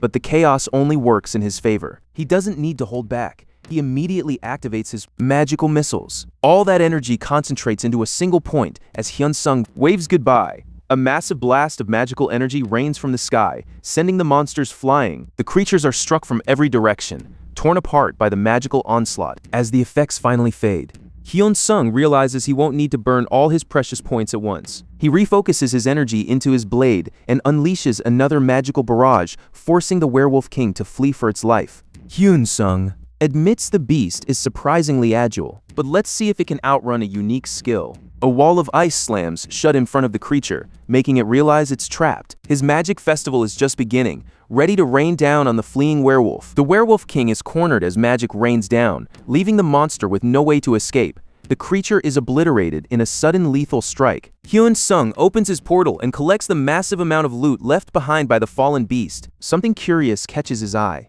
A werewolf heart. He quickly checks the item's description. It offers a massive 30% attribute boost and a 60-minute werewolf transformation, but it comes at a heavy cost, a permanent 10% drop in all stats. The penalty is too steep for Hyun-sung to risk, so he sets it aside. After securing his loot, his priority is to exit the dungeon. Back at the base, Hyun-sung is sitting beside Soo Young when the rest of the team arrives. Seo checks on Soo Young's condition, suggesting a hospital visit despite her wounds being healed. He thanks Hyun-sung, noting that things could have ended much worse without him. Hyun-sung dismisses the gratitude, claiming he was just doing his job.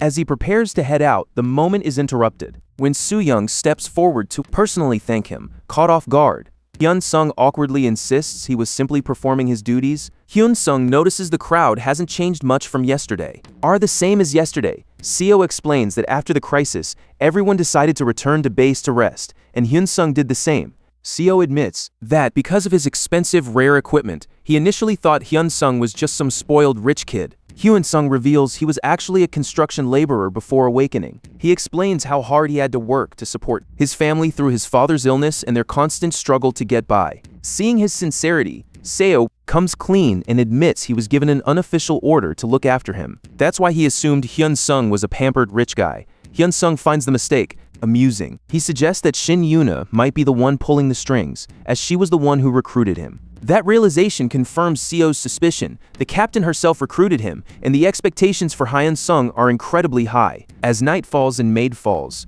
Hyun-sung decides to restock his supplies before heading to bed. Who takes the opportunity to apologize for her previous behavior. She admits she was rude because of her past experiences. Her assumptions, fueled by the unfair treatment of others, led her to be overly defensive. Hyun-sung is curious about what shaped her so harshly, but Soo Young explains that her outlook was shaped by a superior's child in the association. He wonders if she'll be open about it. It was all because of a superior's child in the association. Those in power escaped consequences, while innocent members like her were left to take the blame, leaving the blame to fall on innocent members like her actions.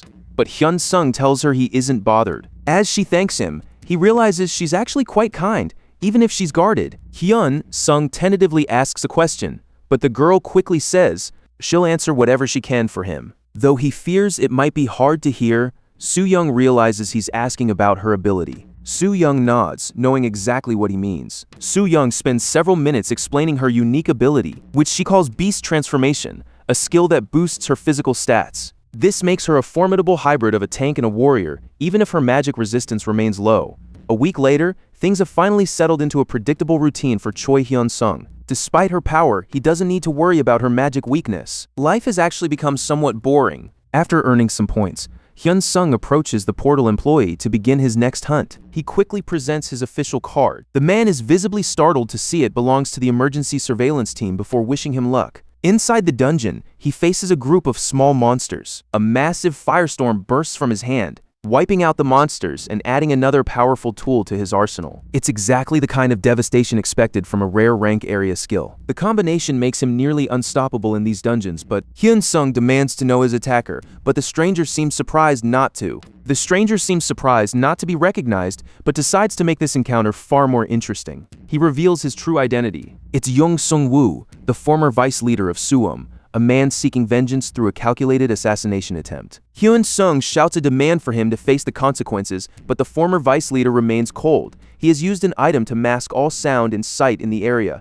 making escape impossible. By wearing cheap armor, he successfully disguised himself as a low-level newbie to ambush his target. The malice runs deep, as Young Sung-woo admits he even considered attacking Hyun-sung's family. He knows exactly what it takes to destroy him. Hyun-sung's rage boils over, but Jung Sung-woo remains unimpressed, revealing he chose this dungeon because a death here could easily be swept under the rug. Because a body disappearing in a dungeon takes time to notice. In the middle of the chaos, Jung notices something. He realizes Hyun-sung has just been stalling for time. Their blades clash mid-air with a violent force, sending Hyun-sung flying backward. Jung admits he didn't expect to be blocked. He was planning to sever an arm, so Hyun-sung could never regenerate again. Desperate, Hyun-sung opens a portal and grabs the werewolf's heart, a powerful transformation item that Jung scoffs at in his arrogance. But the transformation takes hold instantly. The wolf turns and bolts in the opposite direction. Leaping onto the wall, Hyun-sung prepares a fire spell, causing an explosion that rips through the area, filling the chamber with thick smoke that blinds Jung. But as the smoke clears, the transformed pursuer appears right behind him. Jung asks if he really thought he could escape before lunging from behind.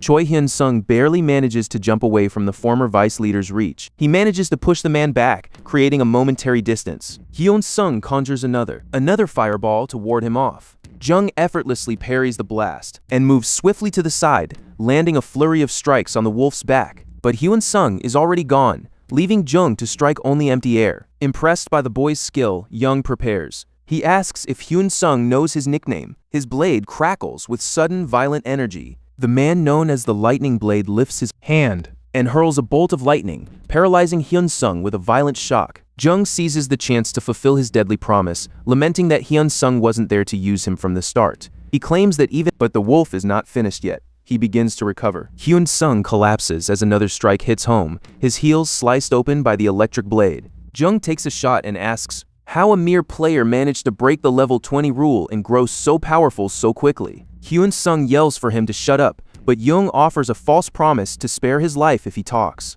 The hero knows it's a lie. Seeing no way out, the ex-vice leader promises a painless death instead. But Jung continues the assault, and the wounds are failing to close. The regeneration is failing miserably under these conditions, leaving him vulnerable to every strike. Hyun-sung is in extreme pain. Driven to the brink, he screams for it to just end, refusing to give up his secrets. Jung agrees. Realizing he can't squeeze information out of a dying man, Jung prepares for the end. He will grant the quick death Hyun-sung asked for. Jung delivers the final blow. Now, he only needs to be free of the remaining body parts. Then something occurs. Everything descends into total chaos as a hand suddenly pierces through him. Hyun-sung can barely grasp the chaos as Jung falls lifeless. After a surreal moment of chaos, Hyun-sung manages to reattach his missing part and returns to normal. Finally, he is back to normal. To prevent anyone from questioning his power, Hyun-sung decides to leave no evidence of the battle. He summons a fireball. He must hide his secrets at any cost. So, Hyun-sung begins to burn. The remains of the former Saiwon vice leader. As the flames rise, mana begins to gather, proving that even humans can trigger the creation of a skill book. Hyun-sung reaches out to claim his prize. It is Lightning Breath, an electric ability with paralyzing properties and incredibly no cooldown time. Having mastered the technique, Hyun-sung activates the power to test it. Immediately, a surge of power courses through his body. Hyun-sung tests his newfound strength by obliterating a boulder with a single magic missile. His magic has reached incredible levels, and his entire status has been completely rewritten. The change is staggering. On his status screen, he sees a massive jump, with every stat increased by plus 127. Success follows the power as he unlocks a prestigious title for defeating a player 100 levels his superior. Then he earns another achievement for beating someone 200 levels above, and a final one for a foe 300 levels above. Now, he wonders if he could finally face In-jung with ease. However, he must set aside ranged skills while using lightning breath. Meanwhile, in the online store, a buyer begins along with others who feel similarly ripped off. A month later, Hyun-sung sits analyzing his options, caught between two incredible abilities, one that senses danger and another that converts his magic into vampiric energy to drain the life from his enemies. Hyun-sung tries to enjoy a peaceful day off, relaxing with the TV remote in hand. He watches a documentary about the historic 4th Catrus Dungeon anniversary, momentarily distracted from his choices. The program recalls the high alert surrounding that day, though nothing went wrong. As the drama plays on, Hyun-sung's mind drifts back to his own impending decisions. Suddenly, a violent tremor shakes the building, shattering the silence. Chaos erupts as a massive portal tears open in the city, unleashing a wave of terrifying orcs. Hyun-sung leaps from his window to face the nightmare, saving a girl just before the monsters can reach her. The monsters are closing in on the civilians. More and more monsters keep showing up, making the situation increasingly desperate. With the country in chaos, the head of the association declares martial law and mobilizes every player in the nation. In the middle of the slaughter, Lee Shuri calls to check on him, finding him fighting a street-level orc portal.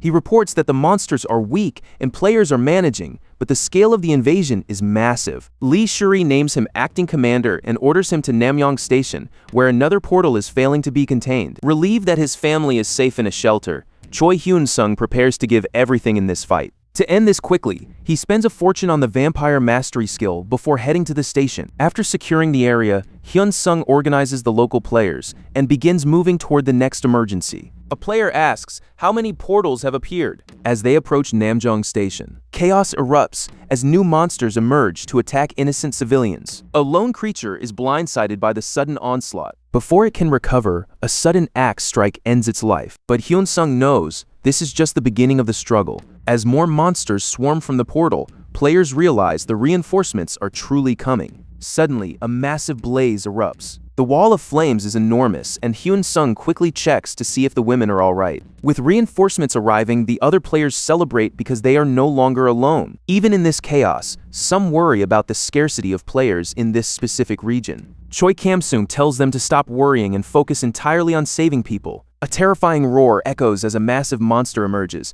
much larger and stronger than the rest, and Hyunseong realizes he must finish the fight quickly. He hurls a fire spear and leaps toward the beast, but both the spear and his body miss their mark. Yet, Hyun-sung doesn't find the creature to be that strong. Then, with a single blow, he strikes. But the fight isn't over. That monster was no boss, just an evolved creature, and now more are emerging from the portal. Choi Hyun-sung summons a flaming tornado, but it fails. Their fire resistance is too high, so he calls for his shield and charges back into the fray. He begins beating them down, slashing them with his sword, but for a moment, Hyun-sung is distracted by an illusionary spear, and a monster grabs his arm. Then, his legs trapped, he watches the spear come straight toward his face before an explosion throws him back. He survives, but he's frozen solid, facing a monster. Unbelievably powerful threat. Thinking this, Hyun-sung abandons his shield, relying only on his sword. The monster unleashes a barrage of ice spears. One monster is sliced down, but a spear was waiting right behind it. Choi Hyun-sung must conjure a fire shield to survive. Hyun-sung leaps toward the boss, only to be met with a devastating close-range breath attack. A devastating close-range breath attack that radiates pure power. And devastating. Hyun-sung knows he can't afford to waste any more mana. He activates his lightning breath and vanishes like a sudden bolt of light. He has to hold this line no matter what. Few players can face a monster of this caliber, and he can't risk the lives of others. As the creatures surround him, the tension is suffocating. At least he's the center of their fury. Hyun-sung unleashes a massive lightning strike, hitting everyone around him. While they're paralyzed, they are all destroyed in a single decisive blow. An hour later, the other players stand by in silence. Only the king remains. It's time to finish this. The monster charges head-on, and Hyun-sung leaps to meet it. Even in his leap, he takes a hit. The king flickers behind him. But Hyun-sung is faster. slashing the monster's face in a desperate counterattack. The creature drops to its knees, completely drained, just as its body dissolves into pure mana. All Hyunsung wants now is a worthy reward for his struggle. The mana crystallizes into a skill book. It's a rare rank, granting the power to cast Freezing Breath, a skill Hyunsung immediately learns. Days later, as heroes help civilians retreat, Hyunsung's mana is finally returning to normal, but he remains exhausted. Suddenly a sound catches his ear. A man is being taken down by an intruder near a train station the army is securing. It seems one stray monster still remains, but the immediate threat is over. For now, his mission is complete. 3 days later, a second catastrophe strikes, and the world's economy freezes. In Korea, defense networks are built and entire towns are evacuated. This chaos disrupts all distribution, causing industries to stall. Every item Hyunsung had listed for sale is now gone, meaning he can't sell anything at the moment. He can only wait for shops to reopen. A helicopter flies over the silent city. The pilot announces their arrival, setting the stage to surround the outskirts and slowly tighten the circle around the portal, and gradually shrink the perimeter. Other players are preparing to descend. Choi Hyunseong, with leaders in command, the first to dive into the chaos is Hyunsung. Suddenly, Hyunsung is in free fall. He descends like a meteor, trailing a massive wall of fire that illuminates the sky. The monsters emerging from the portal are instantly incinerated. The rest meet their end by his blade.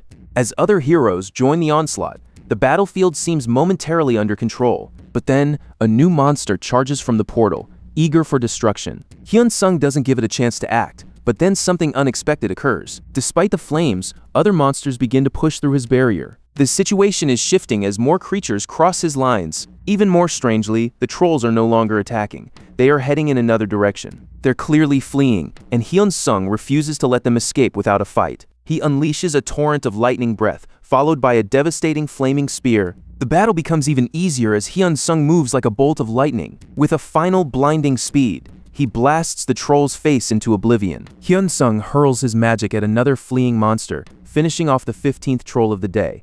Suddenly, something appears in the area where it simply shouldn't be, because it's at least level 400. The beast roars in a terrifying display of rage, proving to be one of the highest ranked monsters in existence. The heroic rank Blue Dragon has arrived. Dragon.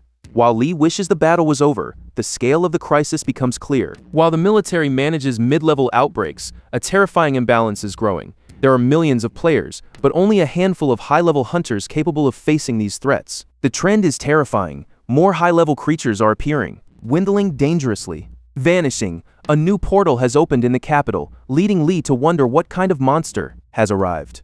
Reports indicate a herd of heroic rank wyverns. As the Tia's Guild confirms their presence in the region, her team is struggling and desperately requesting reinforcements. Since the guild consists mostly of tanks and warriors, they are losing ground against the flying swarm. Mages are immediately ordered to assist the struggling guild. But the chaos is spreading, with new portals unleashing ogres across the region. Then, a terrifying report arrives, concerning a blue dragon sighted in Osansai. When Lee realizes Choi Hyunsung is right in its path, desperately requests an immediate evacuation. Players are told to flee the area at all costs. Hyunsung asks for help, but the only orders he receives are to retreat. As he tries to escape, debris begins to fly as the destruction intensifies, leaving everyone to evacuate the zone. Hyunsung narrowly avoids a collapsing building, but the dragon's curiosity is deadly, striking him down even after he dodges. The creature's massive hand crashes into the earth. Luckily, Hyunsung manages to hide inside a house. It feels strange that the dragon seems to be hunting only him, but when he looks up, he is paralyzed by shock. The dragon is face to face with him. The dragon descends with overwhelming force, causing the building to shatter. Debris is tossed into the air. If the massive creature is simply playing with its food? Desperate, Choi Hyunsung unleashes a flaming tornado to counter the onslaught. The monster charges through the flames without slowing down, forcing Hyunsung to prepare an ice barrier. He slides beneath the barrier, narrowly dodging the dragon's crushing strike. The impact leaves him gasping, barely avoiding a direct hit. As he recovers, he can only wonder how much longer his gear will survive this assault. With no other choice, Hyunsung activates Lightning Breath to fight back. He uses his speed to vanish and reappear, striking the dragon's scales, but his attack does absolutely nothing. The monster immediately retaliates, striking him, leaving him completely disoriented and reeling. Before he can steady himself, another heavy blow comes. He tries to block it, but the sheer power throws him backward. The dragon's scales are incredibly tough, but Hyunsung knows there must be a way through them. Determined to find a weakness, he charges forward as fast as he can. This time, he has a specific target in mind. Hyunsung tries to slash the monster's stomach, but even his strongest strike doesn't. The dragon remains unscratched. The dragon roars in fury, and although Hyunsung manages to dodge, a terrifying phenomenon occurs. Then, something terrifying begins to happen. Injured and falling from the sky, Hyunsung watches as the monster prepares to, as if the dragon is actively devouring him. Suddenly, everything goes black, and he wakes up swallowed whole inside the monster's stomach. Semi-conscious and gasping for air, he knows he can't die here. His family is still counting on him. Hyunsung clings desperately to his broken sword. Having hit rock bottom, he thrusts the blade into the creature's flesh, and a sudden realization strikes him. His blade is being fueled, and his strength is slowly returning as his immortality book. He's in worse shape than ever before, but he refuses to give in to the pain. He refuses to stay down and begins to eat. Hyunsung has died. At least that's what the intelligence members report. The order to retreat was absolute, leaving everyone in shock, because Choi Hyunseong was tasked with sealing the portal. He was at the epicenter of the disaster. When the dragon appeared, he was the closest, unable to retreat as the chaos unfolded. Lee Shuri can barely hide her sorrow for him. She wonders if his family has been informed of the tragedy. With no official notice sent, they must rely on the online casualty lists. As they assume the worst, Hyunsung's body falls from the fleshy walls deep inside the dragon's stomach. He loses consciousness for a moment, but when he wakes up, he is relieved to find his health has partially returned. Determined to survive, he prepares to make use of the blood everywhere, starting with a few precise cuts. Suddenly, he feels a violent tremor. The monster's stomach is moving violently to keep from falling. He jams his blade into the flesh to anchor himself. He is hanging by just one arm, wondering what is happening on the surface. Outside, the great dragon is howling in agony. The players are baffled by the creature's suddenly begins thrashing. The monster screams in agony, its tail smashing into nearby buildings. Suddenly, in the chaos of the dragon's descent, buildings fall and players scramble to survive the impact. It's a momentary explosion of dust and debris, but Choi Hyunseong has found his opening the dragon's main artery. He activates his flaming blade to slice deep into the massive vein. As he cuts through the artery, the sheer power within the creature is overwhelming. He clings to the edge of the wound, fighting to stay upright. Even as the blood flows, his regeneration accelerates. Seizing the moment, Hyunsung unleashes a relentless barrage of attacks. He pushes onward until he finally reaches the heart. He plunges his weapon into the organ, shredding it with savage strikes. The heart begins to rupture, as his blade drinks in every drop of the creature's massive mana. Suddenly, his system begins to scream with updates. His immortality rank climbs, and his lightning breath evolves, transforming into the devastating lightning dragon breath. Skills are renamed, and a legendary title is bestowed for slaying a monster 200 levels higher than himself. His weapon is restored and reborn, reforging into the draconic blood blade, as a new skill book forms before him, granting him massive physical resistance. Hyunsung realizes he has just gained something truly game-breaking. The blue dragon suddenly collapses, thrashing and writhing violently before finally going lifeless. Observers wonder if a sudden disease struck the beast, but no one can believe that the massive monster simply died. Nearby, a helicopter arrives to the scene carrying exhausted players who are looking for nothing more than a break. But in the back, someone is paralyzed by shock. Lee can't process what occurred. She is furious that the association wants to claim a contract breach fee despite the chaos. A man tries to calm her, noting that they are in a crisis after the young man's death, but she can't believe the association could be so heartless. Her mana flares, her rage pushing against everyone in the room as she wonders if they would be any different in her shoes. Were her.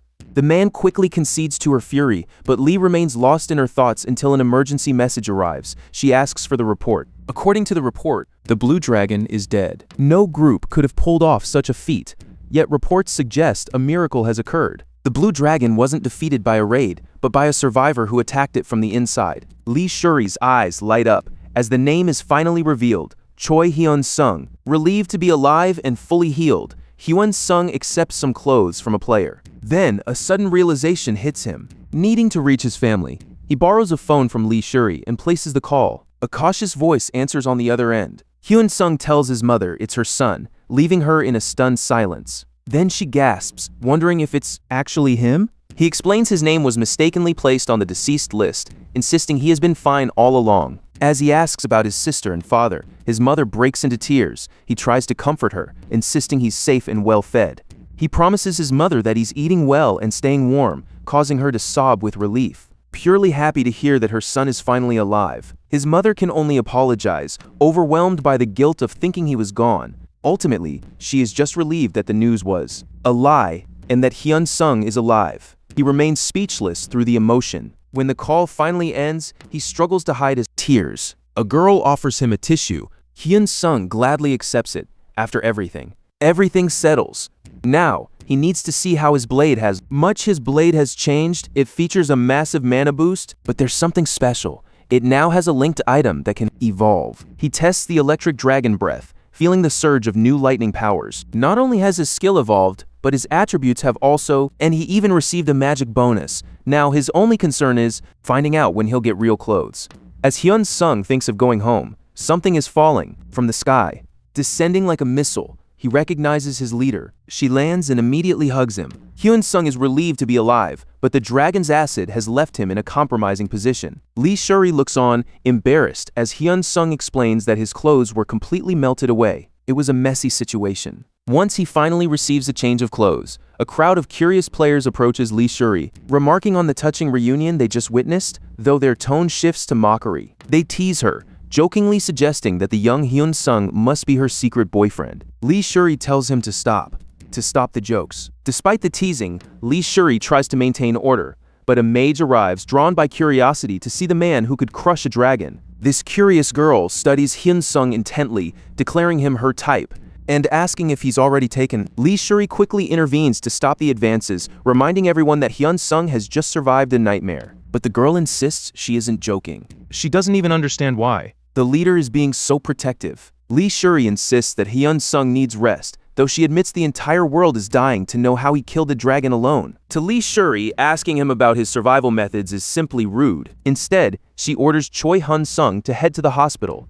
She's using her helicopter as an emergency transport to get him there. She'll serve as an emergency transport, whisking Hyunsung away as she jumps into the cockpit. Though a bit frustrated, Lee admits her curiosity is getting the better of her. She can't help but wonder how the man actually managed to melt a blue dragon. Hyunsung figures he can ask her about it later. Meanwhile, online, the tide has turned completely against the boycotters. People are so desperate for Choi Hyunsung's items that they are actively hunting down the person who suggested the boycott. The dourage is so intense that they want to ban the account responsible, though the low-profile hero remains oblivious to the digital storm. As time passes, Korea suffers through the aftermath, but managed to withstand the catastrophe with minimal damage, allowing infrastructure to finally begin restoring. Even with the societal instability, life is slowly returning to normal. As researchers begin studying the new magic stones, Hyunsung takes a moment to survey his growing inventory of batteries. Fortunately, the market supply chain wasn't too badly hit by the chaos. As soon as the storefronts reopened, rechargeable batteries became Hyunsung's top priority.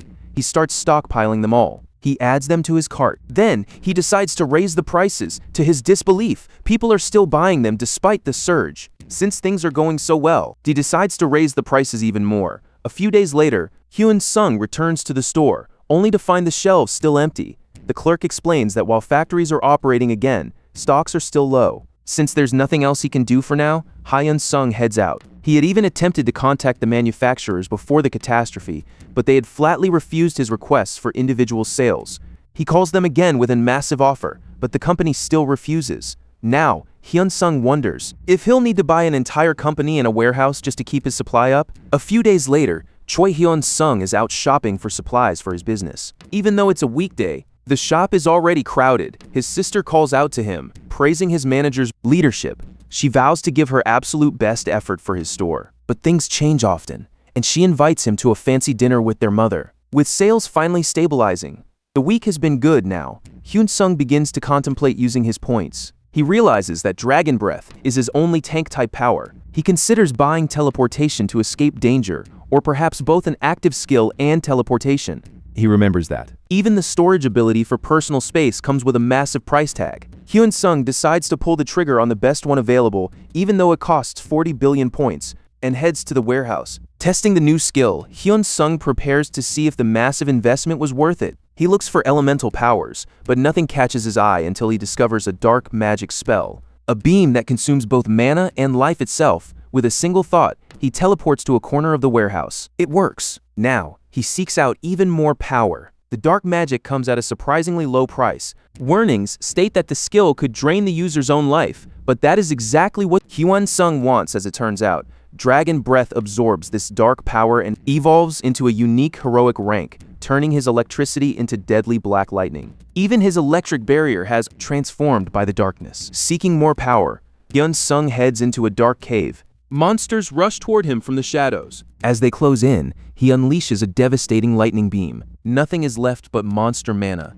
This new attack is incredible. The points were worth it, as he successfully hunts 5,000 monsters in just 5 hours. But the toll is heavy, leaving Hyunseong completely exhausted. Back at his shop, his sister mentions the batteries are in the storage room. Hyunseong checks the room, but when he returns, she is still waiting. He suggests they head home together, but his sister looks troubled.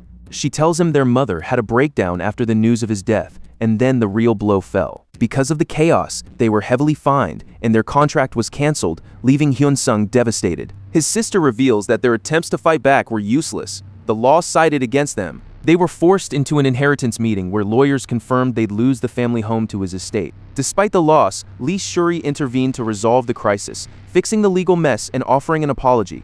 But for his sister, it wasn't just a misunderstanding, it was a betrayal, and she demands a real investigation into the truth. After the tense conversation, the truth is finally shared with Choi Hyunseong. The following day, Hyunseong arrives at an office to meet with Lee Shuri. The secretary guides him into the private office, leaving him alone to face his thoughts. Quietly, Hyunseong activates his psychometry ability. He searches for his own name, only to witness the chilling moment the world received confirmation of his death. Hyunseong watches as Lee Shuri fiercely argues with her superior, refusing to let the government's legal threats stand against his family. To her, a hero who died protecting the country deserves respect, not bureaucratic harassment. But the superior remains cold, threatening her with a breach of contract for her defiance. He even questions the validity of her unusual contract, suggesting she has no legal standing to rebel. Dismissing her concerns as mere emotion, the official refuses to back down against the Korean government. The man known as the Minister of Dimensional Affairs simply tells her they will talk later.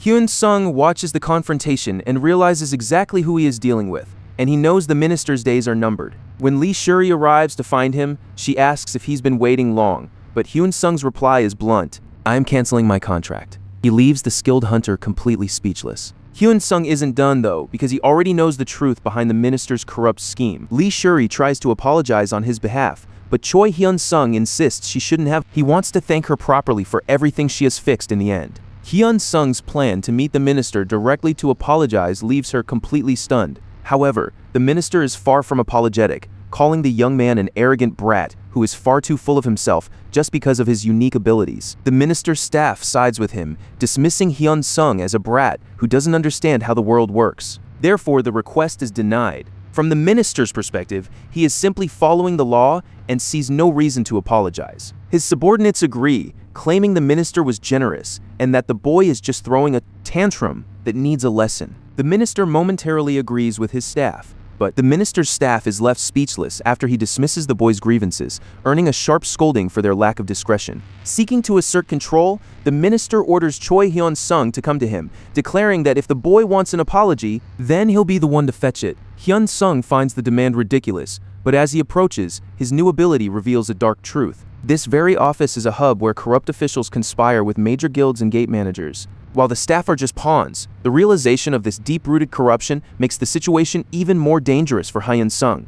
A secretary arrives to deliver the summons, and Hyunseong prepares for the confrontation. Stepping into the room, Hyunseong's presence startles the official, who compares the boy to his own grandson. The official begins a condescending lecture on youth, but Hyunseong interrupts him, demanding the apology he was promised. Meanwhile, he silently activates his psychometry, but the minister hides behind the law, claiming he was simply following the rules and could do nothing else. Choi Hyunseong realizes the minister's rules are nothing more than a smokescreen for a massive conspiracy against him, and it starts with the illegal fines for equipment used during a routine mission. Then there are the predatory contract cancellation fees, and the ultimate insult, the government officially declaring him dead in action. Hyunseong demands an answer to why the minister is acting this way. Infuriated by being lectured by a child, the man snaps. The minister screams his title and lashes out at our hero. He resorts to pathetic insults, calling Hyunseong poor and inferior. Unable to handle the disrespect from a boy,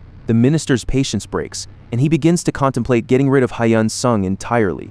But his bravado vanishes in an instant, leaving him trembling in fear. Hyun-sung coldly advises him to use some common sense before he speaks next. As the tension peaks, the surrounding staff can only watch in dead silence. Hyun-sung reminds the minister that his head isn't just for decoration. He adds that he's recorded everything, and the threat of a police report for verbal assault hangs heavy in the air. Choi Hyun-sung will be waiting for him in court.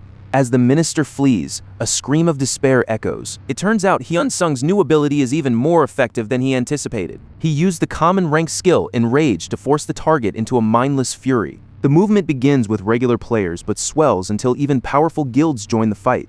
Meanwhile, Hyun-sung is relaxing at home, testing his new psychometry ability, the power to read an object's memories. His peace is interrupted by a call from his leader, and he happily agrees to a meeting. She asks for his location, so he quickly checks for a restaurant nearby to suggest. Lee Shuri says she is already on her way and will be there in 30 minutes, intending to be very direct. Lee Shuri warns that the authorities will be suspicious of his sudden moves. Choi Hyun-sung wonders just how far the fallout of his actions could reach. She advises him that if things get legal, he'll need public opinion on his side to survive. Hyun-sung takes the advice to heart. He maintains that he's no criminal, but Lee Shuri warns that high-ranking officials don't like players who possess too much power and influence. For now, they will stay quiet, but they will certainly keep a very close watch on Choi Hyun-sung. Hyun-sung denies the connection and decides to lie low for a while. Lee Shuri agrees that avoiding suspicion is wise, but far away, a missile streaks toward its target in Pyongyang, North Korea. A soldier watches as the missile flies, hoping the strike hits its mark. The horror spreads instantly as soldiers are reduced to mere skeletons in seconds. As the city lies in total ruin,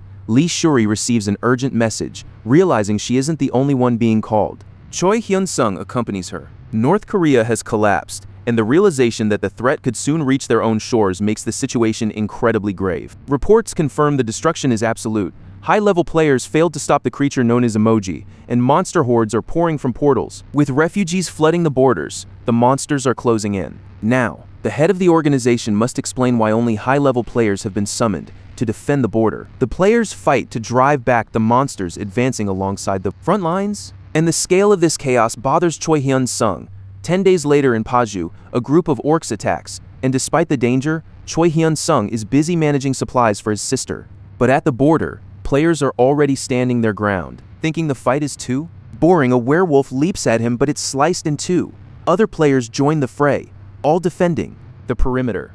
While in China, a massive horde of monsters crosses a bridge. The military opens fire, but a large red dragon begins crossing the river. Suddenly, an explosion wounds it. A group of players halts its advance, and another blast hits its chest, making the creature into a fury. The fight is ended quickly by a decisive strike. A soldier approaches, looking satisfied. The intel is grim. The unranked creature that leveled North Korea is heading their way. New lockdowns have been issued, and while the monster's level remains unknown, its rank has finally been revealed. As a legendary creature, China is throwing its entire army into the fray, hoping to secure the massive attribute boost that comes with the first kill of such a beast. It's a prize worth any risk. Hyun-sung sees the opportunity on the horizon, even as thousands of high-level players gather at the border. Over 3,000 elite players await the carnage. The emoji has finally arrived. Eager for glory, the players charge headlong into the chaos, and while a monk casts support spells, the creature grows weary of the nuisance and activates a paralyzing fear status. Players are eaten alive.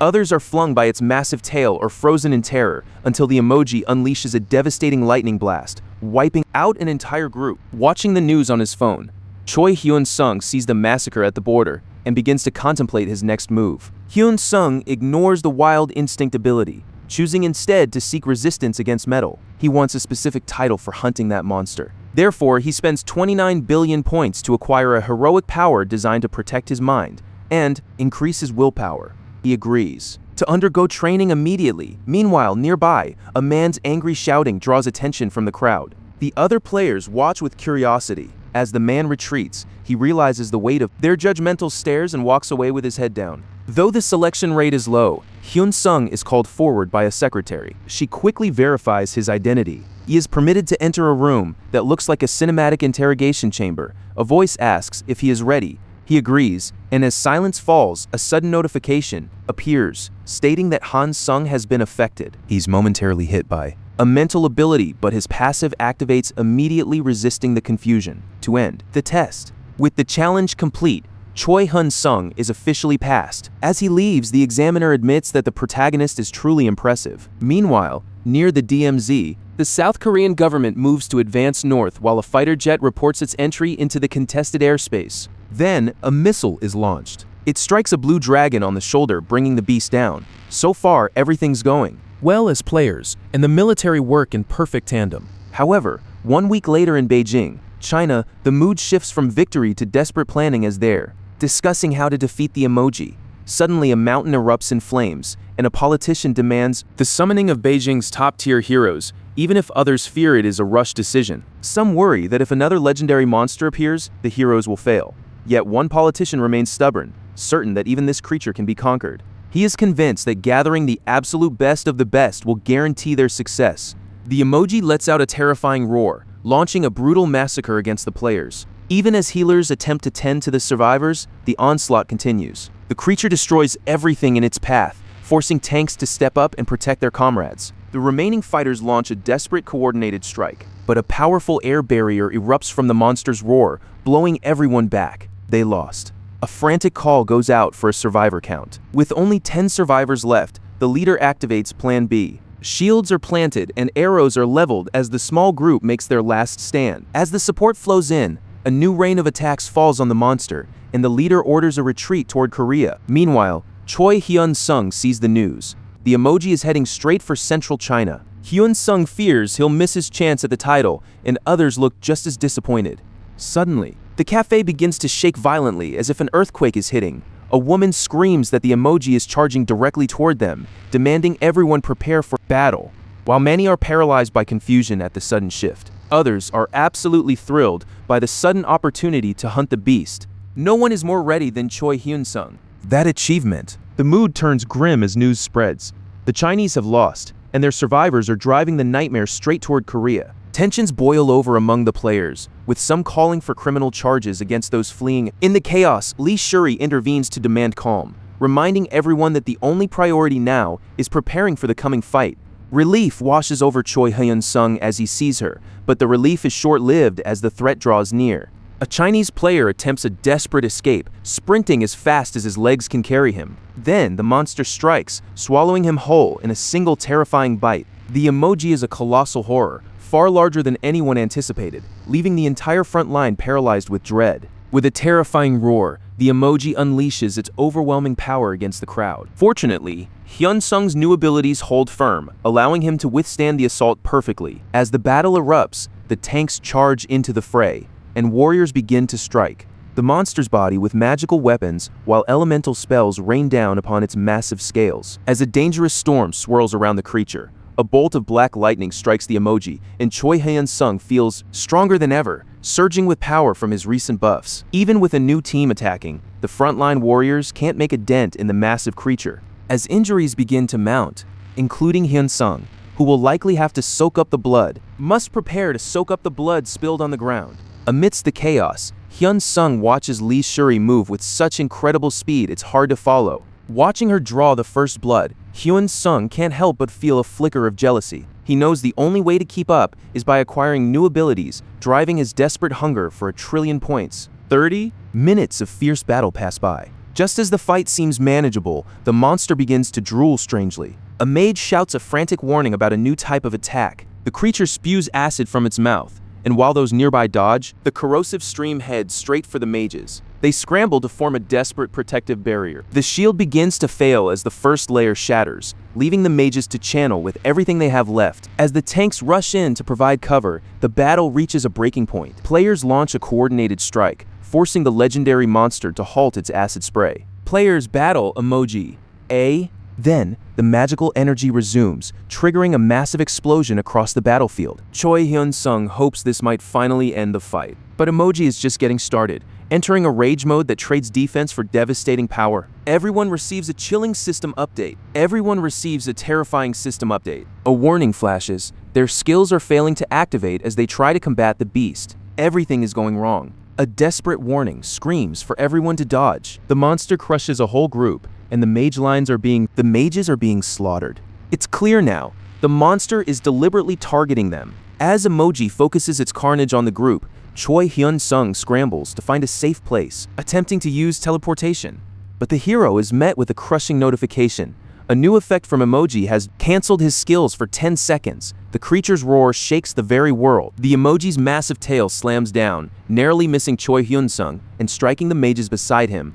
They are instantly crushed by the monster. Hyunseong desperately opens a dimensional space to escape, but the Emoji lunges to crush him once again. He dodges just in time, but the monster refuses to relent. With terrifying force, the creature smashes into Hyunseong's shield, hurling him straight into the side of a mountain. He wakes up groggily from the impact. Hyunseong is only slightly injured, but it was far too close. As chaos reigns across the battlefield, he realizes with horror that his blade is gone. He has to find it before anything else happens. Suddenly, a new notification flashes before his eyes. The draconic blood blade has evolved, fueled by the blood of a legend. Hyunseong stares at the battlefield in disbelief. He scans the carnage until he spots his weapon, stuck deep in the monster's tail, unable to be summoned back. Despite the odds, victory feels closer than ever. The sword continues to evolve, drinking in the blood of the legendary beast. Suddenly, two players leap toward the monster, aiming straight for its face. The players deal heavy damage as blood sprays from the creature's wounds. Fresh blades pierce its flesh. The monster is losing, but it refuses to go down without a fight. Emoji spits acid in a desperate retaliation, but the players strike back instantly. Lee Shuri rushes and tears off one of its horns. The onslaught is relentless, even from the mages. Return to the fray. Explosions erupt all over its body again. Emoji shifts its stance, and Lee Shuri is the first to react, kicking the monster hard in the chin. For the first time, Emoji falls, and the hunters drive their blades deep into its body. As victory feels certain, a system message appears. The hunters celebrate as they all receive the title for hunting a legendary monster together. As Emoji dissolves into pure mana, something unexpected occurs,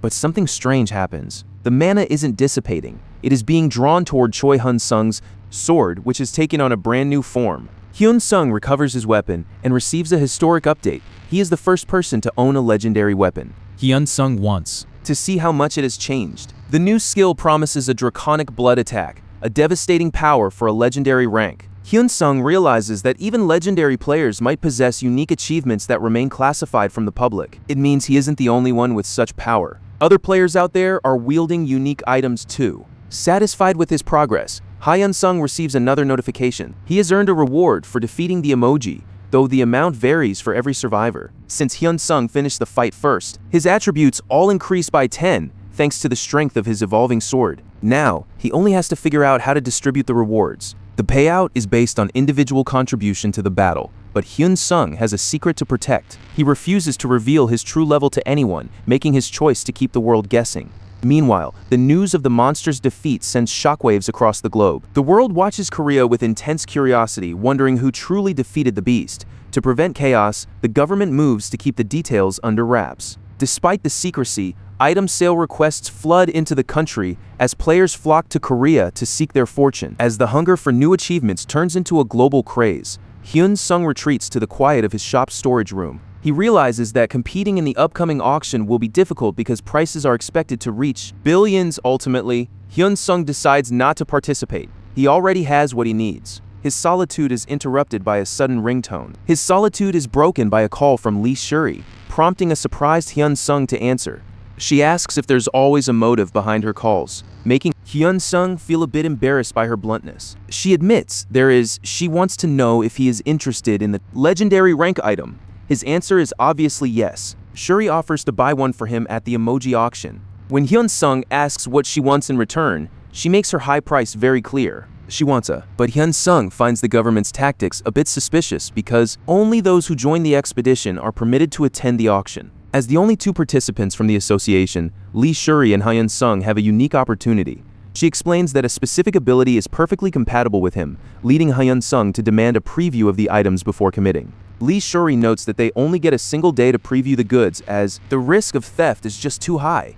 Hyunseong suspects the theft is already underway, but he's determined to see the inventory for himself. Lee Shuri promises it'll be worth his while. A few days later, Hyunseong finally inspects the highly anticipated list. The prize is Dark Dragon's Pierce, a skill with almost no side effects that grants mastery over black lightning bolts with no cooldown. A few days later, Hyunsung finally inspects the highly anticipated list. The name is Dark Dragon's Pierce, a legendary skill that grants control over black lightning bolts with no cooldown. Hyunsung wonders if his heroic rank can absorb a legendary level skill, but Lee Shuri explains that most of her abilities require divine-type mana. Rely on divine-type mana. If he refuses the power, it will simply go to some random mage. Hyunsung agrees, but only on one condition. He demands the right to pay a fee to terminate the lifelong contract. Even with a 5% compound interest rate, the terms are steep, but Hyunsung accepts the deal. Ultimately, Hyunsung accepts the heavy terms, and Lee Shuri confirms. Lee Shuri says it is settled and will report to the higher-ups, while the exhausted protagonist thanks her.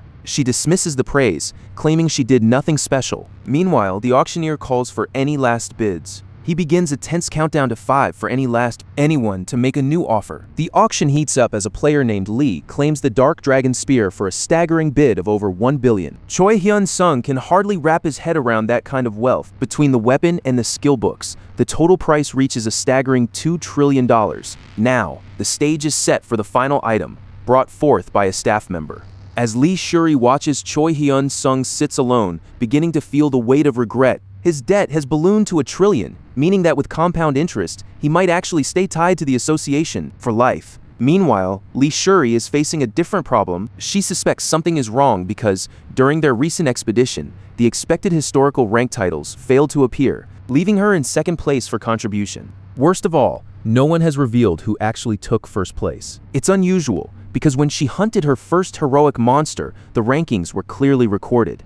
Lee Shuri had earned the achievement of being the first to gain something of that rank. Unfortunately, she failed to receive the actual titles because she lacked the necessary accessories. Lee Shuri can't understand how someone could have killed a legendary monster so quickly, and she feels foolish for letting the auction items go to the end. She regrets not being more honest with her friend about her true intentions. Suddenly, Choi Hyunsung appears, announcing his departure. Lee Shuri asks if he successfully mastered the new skill, to which he confirms. Something about him still feels off to her. She explains that the government wants her to monopolize all major achievements, so she was forced to move the auction order. Everything about her explanation seems plausible to Choi Hyunsung. Lee Shuri looks a little embarrassed by her confession. As he leaves, she makes a quiet promise to herself. Choi Hyunsung knows Lee Shuri is honest, and even if she had stayed silent, he'd feel guilty for being the one to reap all the glory. Opening his personal space, he pulls out the golden book.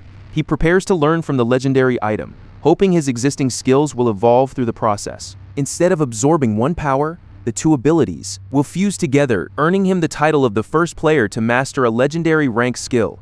Joining the expedition proves to be his best decision yet. Just from those titles, have already granted him 450 points. But he's eager to test a brand new crazy skill. Suddenly, a black mass of energy erupts, engulfing the entire battlefield and obliterating the monsters in its path. Raising his hand, Choi Hyunsung unleashes the full power of his new ability. The destruction is swifter than he imagined, leaving nothing but void in his wake. The creatures flee in vain, only to be wiped out completely. Now he's thinking about finding a bat-type dungeon. He wonders if there's a decent spot nearby. Suddenly, a message from his leader arrives, demanding he return immediately. He wonders if something is wrong, but when he calls her, she assumes he's simply finished his dungeon run. Lee Shuri asks if Hyunsung has any intention of hunting in the dangerous northern area. She explains that the low-level zones are nearly empty, so she offers to pay double the emergency team rate to the standard rate, but she knows most players won't take it because easy monsters provide no growth. Hyunsung agrees to the job willingly, making Lee Shuri truly thankful as she arranges a helicopter for him. The situation must be more urgent than it seems. Lee Shuri explains that new dungeons are appearing in the north, and if they aren't contained, an emergency alert will be necessary. Hyunsung promises to do his best. 2 weeks later, in North Korea, Hyunsung receives a notification that he has reached the 3 million mark, unlocking a mysterious mercenary system. He has no idea what it means, but he has no time to ponder, as he suddenly senses an incoming attack. He unleashes black lightning, reducing the creatures to nothing but dust, yet his status remains unchanged. He opens a window to hire mercenaries. The list of warriors spans from heroic ranks downward, offering him his first glimpse at the warriors available for hire. He scrolls through a list of high-tier tanks, but the price for an elite warrior is a staggering 600 billion points. He moves on, looking for something more attainable. She's a tank with immense potential, but her description warns of a glaring flaw. The warrior is listed as a coward, a label that makes Hyunsung hesitate. He can't help but wonder what kind of person would be described that way. Maybe her reputation comes from cancels so many contracts. Driven by curiosity, he decides to hire the mercenary. Lucia is officially contracted for 180 minutes. When she arrives, the mercenary's first instinct is to prepare for combat, but she is clearly on guard. With no enemies in sight, Hyunsung admits he only summoned her to ask some questions. Lucia assumes he's a novice, so he confirms the truth. He's only just unlocked this option. She promises to be fully transparent. As she sets her gear aside, Lucia prepares to reveal the truth about her kind. She explains that mercenaries are players, just like him. To be more precise, she explains their shared secret. They are all players gifted with the same unique buy and sell ability. They can all trade reality itself. Hyunsung wonders how it all began, how the portals first appeared in her world. Lucia agrees, but she admits she doesn't know the true reasons behind the portals. She explains that unless he hires a mercenary of legendary rank or higher, the answers remain out of reach. Meanwhile, Choi Hyunseong explains that in his world, the portals appeared 20 years ago, and despite the chaos, things have remained stable. He wonders when the next one will strike. As far as Lucia knows, 2 is the end, but she cannot guarantee it won't happen sooner. Her words spark a question. Why is she so uncertain? She reveals that 40 years after her world's first cataclysm, the monsters finally destroyed everything. She calls herself a coward who always runs from fights, and she explains that this is because she fled from her old world where life was once peaceful until a portal tore open the capital. Orcs poured out into the streets. While others fled, Lucia witnessed a white horse charging at the monsters. She even stood her ground against a giant demon. The creature was overwhelming, but that moment of terror was exactly when she first awakened as a level 1 player. Lucia reveals that her first attempt at growth was to dump all her points into attributes to evolve her skills. But she lived to regret it. Instead, she survived by the grind, hunting and selling loot for 16 long years. She thought she had finally found hope until the second cataclysm shattered everything. Then the world fell apart once more. Legendary monsters flooded the battlefield, and a massive force field stripped her of all mobility, leaving her fighting a losing battle alone. With no way out, she turned to her last resort to escape. She grabbed a dimensional teleportation item, hoping to vanish from the carnage. Though the risk of losing her very existence was high, it was a desperate gamble, but she had no other choice. The activation failed to take her to a safe haven, leaving her adrift. Instead, she was cast into the void, a terrifying space between dimensions where nothing exists. And yet, the mercenary system appeared, giving her a way to register and find a new path. Choi Hyunseong leans in to check the data and sees the truth. The protagonist's rank is incredibly rare, making him worth a fortune. Lucia explains that she registered for work, but found it nearly impossible to get hired after attempting to lower her rates. She was even willing to trade her existence in this world just for a chance to survive, but she was rejected. The reason was the industry's brutal minimum rate. The industry standard is brutal. 1 million points per hour, which translates to roughly 700 million points a month. Lucia recalls a specific encounter when a player proposed a staggering new condition that left Choi Hyunseong stunned. He wanted her to pay 24 million points every single day. He demanded 24 million points a day. Choi Hyunseong is shocked by the sheer cost, but the mercenary agrees, stating she will accept as long as they both possess the same unique ability. Lucia extends a handshake, sealing the deal. Confused, Choi Hyunseong accepts, only to be blindsided by the massive exchange value she maintains. It's a fascinating amount of data, so Hyunsung wonders if it's possible to increase their accumulated points through mutual exchange, but she shakes her head. Every trade is subject to amount is reduced equally for both sides, though she insists she rejected the previous player's extreme offer. Lucia explains that the system takes a massive 20% fee from every transaction, a fact Hyunsung realizes is painfully true. And over time, things only got worse. That's when that same player returned to hire her once again. Hyunsung realized the mercenary had been trapped in a cycle of debt for years, working to pay off the massive sums her previous buyers spent on her. Even after fighting all day long, she always ended up in the red, barely managing to save a few million points per day through sheer exhaustion. It was a losing battle against endless greed. Eventually, the exploitation forced her to break her contracts. After being blacklisted and left without work, she now has only 3 months to make it work. She demands 24 million as her minimum rate, promising to provide daily a price for her loyalty. Beyond the money, her only true desire is for permission to live in his world. Hyunsung tells her he needs time to think, and while she agrees, she warns him her time is running out. With a final warning, she vanishes. Left alone in the cave, Hyun-sung contemplates his next move. Uncertain of the cost of such an arrangement, he lingers in the silence. Finally, he summons the mercenary back through the system. And Lucia returns, sensing he has made his choice. Sensing his curiosity, Lucia decides to show him her status window and her incredible stats.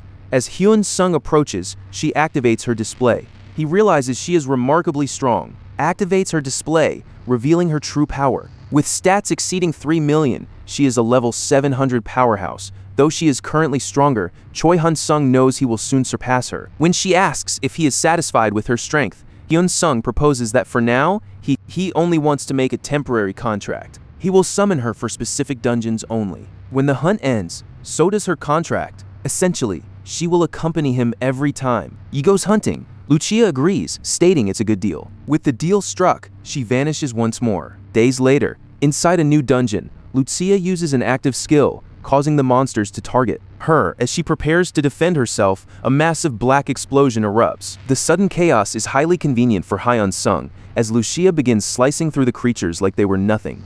With styles as different as night and day, Lucia unleashes her skills once again. Hyun-sung notes their synergy is surprisingly effective. Meanwhile, he continues to systematically eliminate the monsters in his own way. With the last beast fallen, Hyun-sung says they've completed the mission for now, and Lucia confesses she truly enjoyed this hunting field. As she compares this world to others, Han-sung tells her he'll call her again before she vanishes once more into the shadows, leaving behind the battlefield. Hyun-sung stands alone. Lucia is happy to be of use. 1 week passes, and Lucia's achievements are accumulating at a terrifying pace. She's gone from 10 million points a day to a massive 300 million per week. Hyun-sung is pleased with her progress, and Lucia is more satisfied than ever with her success. While hundreds of millions flow in daily, Choi Hyunseong feels an uneasy weight regarding his reliance on electronic gear. That's when Lucia approaches him. She has a question.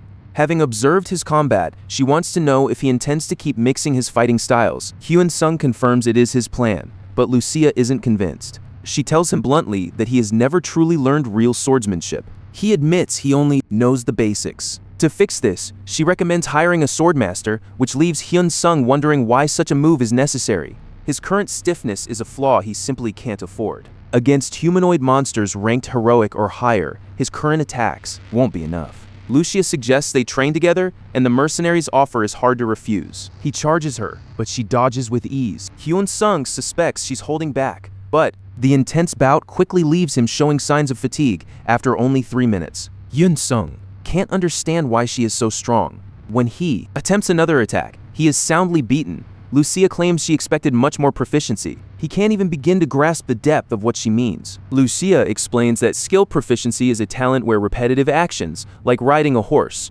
lead to mastery and greater power.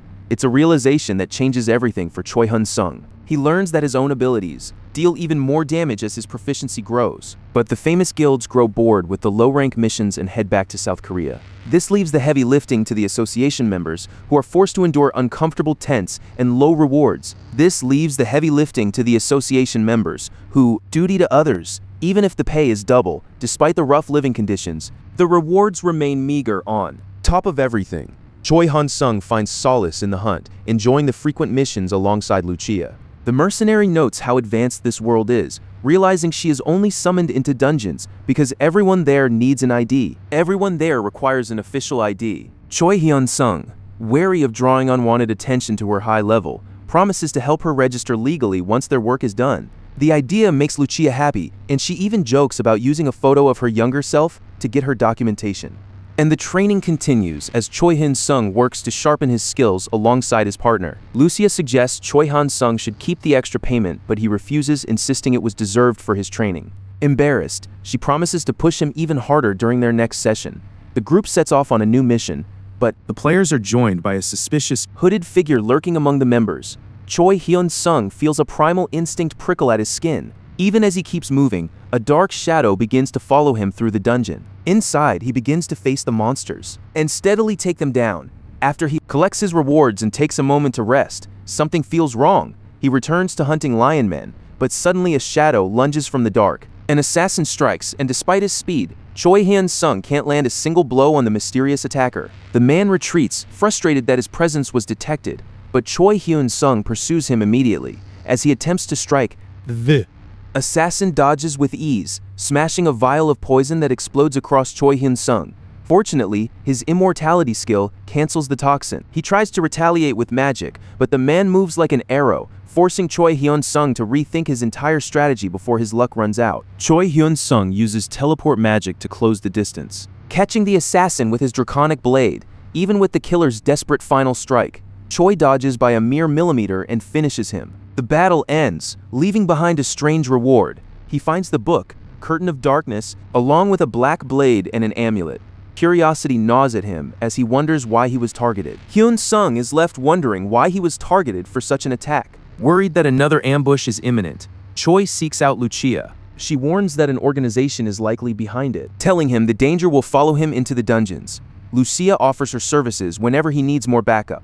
And as Choi heads back to the detachment, a shadow falls over him. A mysterious hooded man watches from the darkness. Using his hunter eyes to retrace the steps taken inside the dungeon, this reveal leads to a shocking discovery. The assassin Takahashi is dead. As news of the death spreads, the Japanese minister begins to speak. An assistant reports on a new player who defeated 2 high rankers, an act that has defied international law, fearing his growing power. A mysterious organization looks to tie Korea down with contracts. Driven by curiosity and a desire to control this rising power, they decide to send secret agents to eliminate Choi Hyunseong if negotiations fail. Meanwhile, training sessions with Lucia leave the hero feeling frustrated, so she attempts to cheer him up with a sparring match. The duel is intense and perfectly balanced, ending in a stalemate. Lucia praises his growth, declaring him ready for the next dungeon. But as Hyunsung sets out for his next mission alone, he feels eyes watching him from the dark. Then, a red-haired stranger emerges, speaking Japanese and demanding that Choi follow him quietly.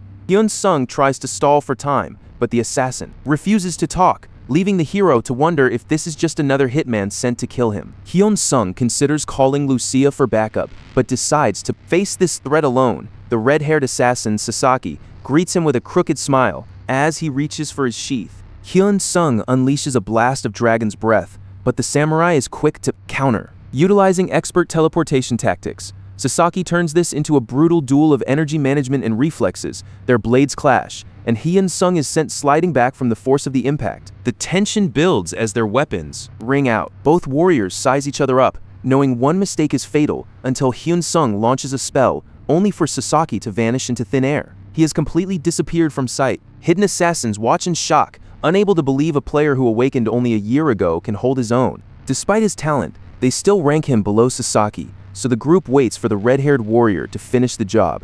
But Hyunsung takes a heavy blow, his own counterattack only grazing the assassin's defense. Pain flares as Hyunsung is hit. While his strike fails to land a decisive blow, he realizes he desperately needs more training, especially driven by the samurai's lethal style. Choi Hyunsung leaps forward to finish the fight. Survival instinct kicks in, and he manages to take down one assassin's head. But this is no victory, because another assassin is already waiting in the shadows. And Hyunsung realizes he is completely surrounded by enemies. He quickly pulls up the system, and suddenly a squad of mercenaries appears to even the odds. Hyunsung instructs them to keep the Japanese alive unless they have no other choice. Lucia steps forward first, with a calm grace, as the other mercenaries follow her lead, overwhelming the attackers. In a desperate attempt, the assassin tries to summon her power, but Lucia moves too fast, shutting the attack down before it can even begin. With the job complete and the Japanese subdued, Hyunsung asks why they targeted him, but the survivors refuse to speak. Facing that silence, a massive bald brute decides to use a much less gentle method of intimidation. The mercenary slams his sledgehammer down, shaking the very earth beneath the Japanese assassin's feet, leaving the Japanese assassins so terrified they nearly speak Korean from fear. The mercenary counts to 3, waiting for answers as the threat mounts. Finally, the assassins break and confess they work for Japan's minister to kidnap Choi Hyunsung. The goal was to kidnap Choi Hyunsung, and the threat isn't just here. And the assassin confirms it. Concerned for the safety of others, Choi decides to investigate. He instructs his mercenaries to keep an eye on the area, then teleports to intercept a scout, catching the intruder off guard. By the time he returns, the contract for his mercenaries is almost up.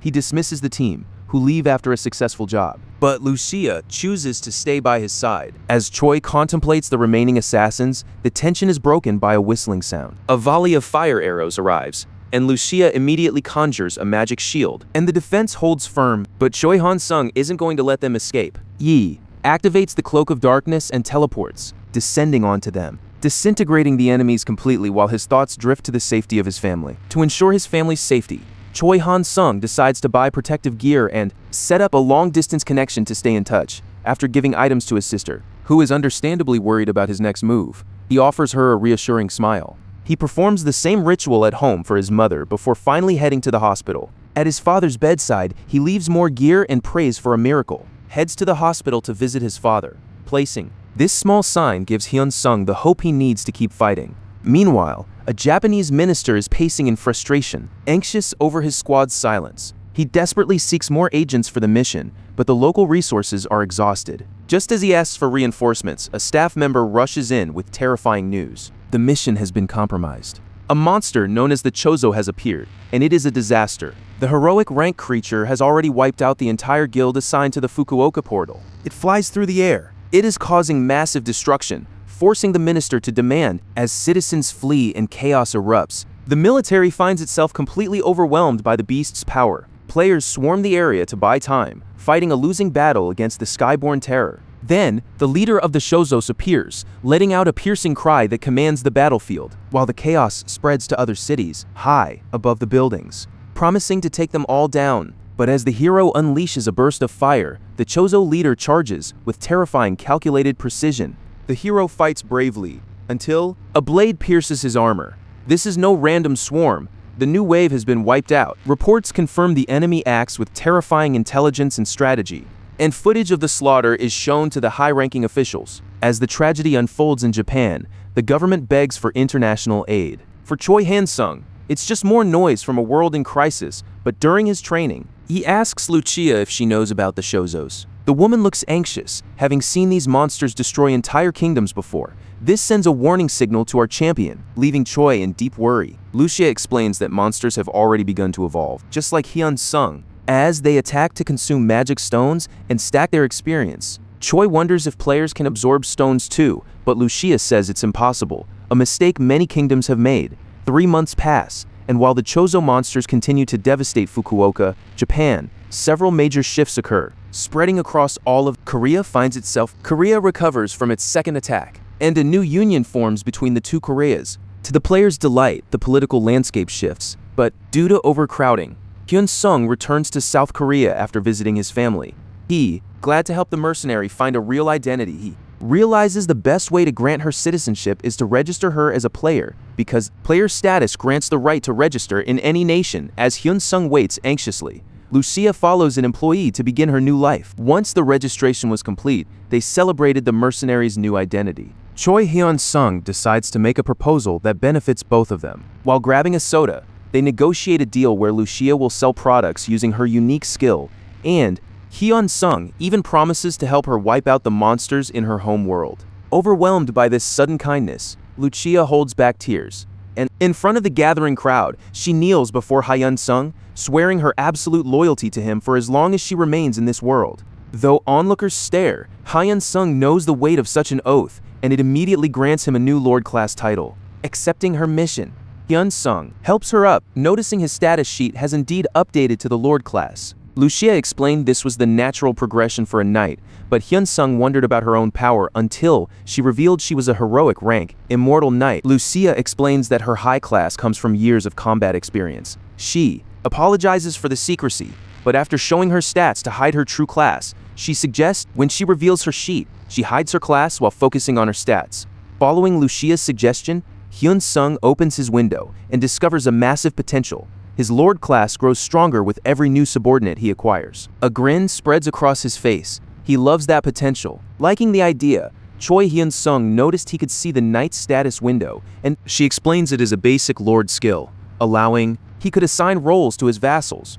Meanwhile, the Chozo monsters kept spreading through the city, which drew attention to the goblins' presence as the country suffered under political stalling. The assistant reports that extermination teams are being prioritized for Fukuoka and the downtown area. The Chozos are busy slaughtering goblins in their new habitat until the monster leader spots something and commands his army to march toward the Magic Stone warehouse. Elsewhere, Hyun-sung is finishing training with Lucia. When he received a call from Shin Yuna asking if he was going to Japan. Hyun-sung would turn down any mission if he could rest in Korea for a while. Shin Yuna is heading to Japan after a massive offer, but Hyun-sung isn't interested in greed this time. After a playful exchange with his coworker about a future dinner, the conversation turns serious. The mercenary Lucia, a knight with heavy responsibilities, looks at him expectantly. She urges him to accept the Japanese mission to face his enemies head-on, but Hyun-sung hesitates. To ease his mind, Lucia offers her services through the mercenary system to protect him. Days later, Hyun-sung returns to his routine of hunting to gather points. Hyun-sung returns to his hunting routine to rack up points, but he notices the monster count has dropped. Nearby, a group is fighting the creatures, but one member is completely exposed, lacking defensive gear at all. They try to support him despite their annoyance that he refuses to use his attribute points, yet the young man insists on staying with the adventurers. Hyun-sung watches them, thinking the group was too cheap to pay for repairs. So, Choi Hyunseong decided to step in. He shed his cloak of darkness to reveal his true strength, obliterating the monsters in a single devastating blow that left the stunned hunters speechless. But the all quickly turned to hostility when they accused him of stealing their kills. Amidst the tension, a rare book dropped from a fallen monster, sparking a greedy frenzy. Hyun-sung realized that since he had cleared the monsters, the loot rightfully belonged to him, not to these thieves. His gaze drifted to the massive, unarmored fighter being held back by his teammates. Even as he questioned the man's pay, The group's leader snapped. Hyun-sung made it clear he hated their behavior, but they told him to get lost. Then he flashed his association ID, leaving the players, realizing they'd made a massive mistake. While the leaders claimed the big guy was making a fortune, Hyun-sung didn't believe them. Instead, he prepared to use his psychometry to uncover the truth. Hyun-sung has discovered that the group is exploiting the mistreated Bak Wooksun. He glares at the group's leader, but they dismiss the accusations, falsely claiming they've already healed the man. Unmoved by their lies, Hyun-sung orders the entire group to leave the dungeon to face a formal investigation. Losing his patience, Hyun-sung issues a final threat to keep the peace, but the group decides to resist. Outnumbered, the hunters attempt to ambush him, hoping to finish him off once and for all. The group tries to call out to Baek, but Hyun-sung tells the big guy to wait, promising a way to heal his mother. In a sudden burst of strength, Baek rushes the players, leaving them limping on the ground. The leader drops to his knees in total surrender, but Hyun-sung shows no mercy. To ensure he learns his lesson, Hyun-sung violently rips out one of the men's teeth before the police take the group into custody. With the criminals gone, Baek remains by Hyun-sung's side. Later, after Lucia helps escort Baek to the hospital, the big guy admits he must return to the dungeons to make more money. Hyun-sung checks his status window, and Lucia is thrilled to see that Baek has everything it takes to become a knight. Lucia decides to help Baek level up, explaining that he has the potential to become incredibly powerful. Determined to reach the top, Baek declares his ambition to become a ranker. To achieve that goal, Lucia suggests he serve Choi Hyunseong, proposing a partnership that benefits both sides.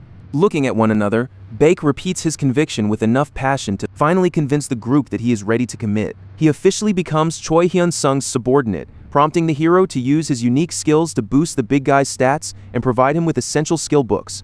Lucia, wanting to vet his true potential before a solo mission, begins his intense combat training. The training sessions are grueling, and as the hours pass, a weary Baek collapses from exhaustion. And while Lucia tells Choi Hyun-sung that the results are promising, she vows to do whatever it takes to help Baek evolve into a knight rather than a simple soldier. Meanwhile, in Japan, the battle takes a sudden turn. Using strategy, the players manage to secure defeating the creatures, a loss that leaves the Chozo leader absolutely livid as intel teams watch the chaos unfold on their monitors. The bald commander running that operation orders a strike, and heavy weapons rain down upon the infested city while players watch the chaos unfold. But the Chozo leader's army... The dropping bombs, a failed attempt that leaves the players in disbelief. The commander realizes the monster leader's level is far too high. And, with the operation failing, he orders the UN support forces to pull out. Meanwhile, back in Korea, Choi Hyun-sung is relieved that after a year and a half, Lucia doesn't need to sneak into dungeons anymore. His peace was shattered, however, when he witnessed a man harassing the knight to join his guild. Despite her repeated refusals, the man won't listen until a red-headed scout grabs her shoulder, forcing Choi Hyun-sung to step in and shove the creep away. Lucia identifies him as a scout from the Jinhan Guild. leaving Choi Hyunseong wondering why they're targeting her, while the redhead glows with furious. Angered Choi Hyunseong reveals his status in the association and tells the scout to get lost, but the mission to recruit Lucia at any cost remains active for our duo. While hunting in the dungeon, Choi Hyunseong notices Baek Wooksun training well thanks to the elixir he provided, which significantly boosted the big guy's mental stats. But the training session is interrupted when an enemy suddenly appears, throwing spears at the group. Suddenly, the air crackles as an enemy launches a volley of spears, but Hyun-sung blocks every single one. As the assault intensifies, Lucia leaps in front to protect Hyun-sung, leaving Han-sung ready to launch a deadly counterattack. Hyun-sung spots a group of lizard monsters emerging from the river and unleashes his overwhelming power. He briefly fumbles his skill choice, nearly using a culinary ability, but he quickly recovers and corrects his mistake. In an instant, he wipes out every last monster. Meanwhile, back at the Jinhan Guild, the scout is being yelled at by his superior because a member of the association interrupted their recruitment of Lucia. The guild boss demands to know why an association official interfered, and the agent explains. Agent explains that the association member's friendship with the target. However, the angry boss isn't going to let a simple friendship stand in his way. He orders the scout to identify the official and eliminate the obstacle. While the Jinhan Guild plots, Choi Hyun-sung focuses on helping Baek Wooksun with the spoils from their latest hunt. He lets the big guy keep the magic stones, then hands him a massive bundle of cash that leaves him stunned. Hyun-sung insists the money be used for Baek's family, prioritizing their survival over the hunter's own wealth. Hyun-sung even provides Baek with a comfortable new apartment for his family. By having them all living in the same complex, it will be easier to protect each other from the Japanese threats. Meanwhile, a domestic threat is looming as members of the Jinhan Guild dig into Hyun-sung's past to prepare an ambush. However, as the trio is walking to work, Hyun-sung spots a suspicious van parked nearby and realizes they are being followed. Lucia stays on high alert as our hero detects the presence of players hiding inside the vehicle, and they aren't the Japanese. They decide to head to the dungeon where Baek Wooksun is hunting, but Choi Hyun-sung stays on high alert as Lucia warns that the enemies are taking too long to show themselves. Suddenly, a group of amateur players suddenly appears, making it look like they wouldn't even need to worry about protecting the big guy because the way he was about to. Hyun-sung demands to know why they're interfering. Hyun-sung demands to know what they want, but their leader, insulted by the implication that they aren't Japanese assassins, draws his sword and orders a chaotic attack. The trio drops into combat stances, and though Hyun-sung is confused by the sudden escalation, Baek Wooksun enters a berserker-like state, and then Baek Wooksun snaps into a berserker state and taking them down successfully. Lucia realizes, Kind of fun to let him attack Lucia, but he is immediately met with a shield smash to the face that knocks out his teeth. Remaining members realize their leader is down. They rush in, giving Hyun-sung with the perfect opening to strike, and he quickly leaves everyone else with swollen faces. Hyun-sung demands answers from the defeated players, but silence is his only response despite his overwhelming level 220 power. Lucia steps in to intimidate them again, and The truth finally leaks. These players are merely pawns acting on the guild's orders. the discovery is sickening, as Hyun-sung realizes the guild is actually trafficking players, and the fallout begins with a Japanese minister desperately trying to save his political career by recruiting the hero to solve all his problems, and his eyes fixate on photos of Hyun-sung and Lucia. A man shows his subordinates Lucia's photo, marking her as the second target for their mission, following Hyun-sung as the first. Even though she was recently registered, she has been clearing heroic-level dungeons with him. And despite everyone else's curiosity, the man is certain that Hyun-sung's ability to bypass the level limit makes him unstoppable. He warns his team to be extremely cautious because the previous squad was completely wiped out by a single player, leaving the leaders terrified. Even the leaders admit they can't predict his rapid growth and must prepare for the worst. Meanwhile, Hyun-sung checks his status window, still staring at the impossible 300 billion points he needs to buy the elixir. Hyun-sung's mind raced with business ideas until his mother called him to dinner, where he enjoyed a warm meal. He wonders about Lucia, curiosity peaking after noticing her unique interests. It turns out she's from another dimension and enjoys watching American shows. She admits it's just a hobby, but the conversation sparks an idea. When his mother mentions how players can speak foreign languages fluently without study, a realization hits Hyun-sung like a bolt of lightning. A brilliant signal goes off in his head. Hyun-sung proposes selling video content to other dimensions. a suggestion Lucia supports, leading him to thank her with a touch that leaves the girl blushing. In a distant dimension, his videos hit the market and instantly attract attention. A customer who previously bought his batteries becomes intrigued by the new listings. She can't help but click on them. Watching the footage, she becomes instantly hooked, captivated by the immersive audiovisual magic and the robots she assumes are real beings from Hyunsung's world. The sales are explosive, proving his plan was a masterstroke. With customers already clamoring for robots, Hyunsung considers selling cars, but Lucia suggests selling transforming miniatures instead. The idea is perfect. A few days later, Hyunsung's new venture begins to rack up incredible profits, with a staggering 1 trillion points. Choi Hyunseong finally reaches legendary rank and purchases the long-awaited elixir to head straight to the hospital to save his father. While waiting at the hospital, he finds a mythical rank item on his status window, but then he spots another legendary medical item and decides not to pass up the chance to grab it. Silent moment. The doctor soon delivers the miracle. Hyunsung's father is officially cured. As his mother prepares to thank the doctor, he reveals that he wasn't the one responsible for the sudden recovery. Meanwhile, a group tasked with eliminating the heroes waits anxiously, their leader urging them to act with maximum caution. The members follow orders with little enthusiasm, even despite Hyunsung's growing reputation. As the man they've been sent to kill, they can't help but wonder what sin this dark aura user committed to deserve such a mission. Meanwhile, Hyunsung and Lucia test their new legendary items until Hyunsung warns that they are surrounded. Lucia asks if the Japanese are responsible, and Hyunsung knows it is, even though the enemy force is larger than ever.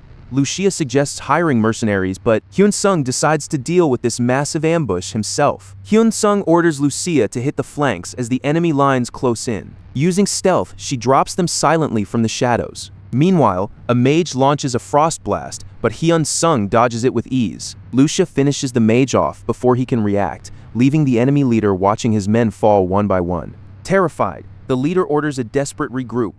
A knight charges the front line, but Hyunsung appears from the rear. He unleashes a devastating barrage, tearing through the enemy formation. The ambush has turned into a slaughter, with attacks hitting the enemies from all sides. Realizing the mission is a failure, the panicked leader screams for an abort. The assassins turn to flee, hoping to escape the carnage, but Hyunsung shows no mercy. He tracks the retreating leader and prepares a final strike. With a roar, he unleashes Dragon's Breath, incinerating the coward. As Lucia rounds up the survivors, Hyunsung instructs the knight to seize their loot. He approaches the trembling leader to demand answers. Activating his truth skill, he forces the man to reveal the truth. The man confesses that 30 more players are currently hunting them. When one assassin tries to resist, Hyunsung shuts him down with a heavy shield bash. He demands to know who sent them. The leader stammers out a name, Tanaka. The assassin's desperation is clear. He is only acting to save his daughter, a fact that, leaving him stunned by how much his psychometry revealed, the visions reveal a tragic history, prompting Choi to ask the man to tell his story. The leader was a soldier who, after joining a guild, he even defeated an orc boss alone 5 years ago. But everything changed when his daughter was struck by a magical disease, leaving her hanging between life and death with no money for her hospital bills. He fell into the clutches of Minister Tanaka, who promised to clear his debts if he quickly agreeing to serve the villain. Hyunsung used his unique skill to find an elixir to save the girl, then offered the ex-soldier a chance to kill those who knew his secret. He proposed a contract worth more than the cure, and The other players begin begging for contracts to survive too. but because of the dark history the man carried, Choi Hyunseong shows no mercy. He hands the assassin an elixir and orders him to return to Japan, reporting that the mission failed before ordering him to eliminate everyone who knows his secret. Hyunsung even offers a bonus, but only if he accepts the condition of becoming a subordinate. Inukuso departs for Japan immediately, but not before eliminating the other waiting players. A few days later, Hyunsung reads the news of the Japanese minister's death and quietly celebrates. When Lucia asks about the assassin, Hyunsung is fine, with him acting as an informant until he receives a call from his mother, and he rushed to the hospital to be with his family. As his father struggled to move and pointed at Hyunsung, his mother assumes he is just trying to thank his son, but the man begins to glow, and Lucia realizes he's awakening as a player. The knight asks him to share his status window with his son as his father is now a player, while his mother and sister celebrate. Hyunsung tries to understand why his father has awakened. Hyunsung begins to suspect that a special elixir might be the reason why, and a week later, Yu is already feeling stronger and more energetic. Hyunsung tells his mother to rest so he can spend the night with his father. To protect his secret, Hyunsung lies and says the recovery was due solely to his father's new player awakening. Despite this, Gyu drops a bombshell. He intends to enter a dungeon to earn money for the family. Even his wife supports the idea, leaving the hero stunned by the sudden shift in his family's dynamic. If the world were overrun by monsters without players to fight them, without players, the world would simply perish. But for Lucia, the rising number of portals means only one thing: the monsters will only get more dangerous. Choi Hyunseong worries about his father facing such risks, but Lucia, always the realist, suggests that he could grow stronger by following in his son's footsteps. The next day, Hyunsung approaches his father with an offer of subordination, and once Gyu accepts, the secret of Hyunsung's power is finally revealed. As the old man consumes a magic stone, his stats immediately surge upward, but Hyunsung warns him to keep this growth a secret, to protect the family from danger. Gyu is eager to start his first mission, but for now, he still has training to complete. In Japan, Prime Minister Akunabe is desperately searching for the invisible player who assassinated Minister Tanaka, and as chaos erupts, security is tightened while the government's entire network of secret agents is wiped out. This leaves only Inukuso, the hero of Osaka, in charge to carry out a high-stakes. Working as Hyunsung's infiltrator, Inukuso must now navigate a web of political corruption. The political elite. Hyunsung's infiltrator, Inukuso, must now earn the trust of both the Prime Minister and the Magical Portal Association to fulfill his true purpose. Meanwhile, a player named Park Jin-young reflects on his former life as a security agent while resting, until a sudden surge of orcs interrupts his peace. He is quickly hit by creatures that clearly belong to a much higher rank. Dungeon security guards notice his distress and rush in to help, but they are immediately slaughtered by an orc chief radiating a sinister aura, an aura that keeps the rest of the submissive monsters in line. The agents try to run, but they don't make it.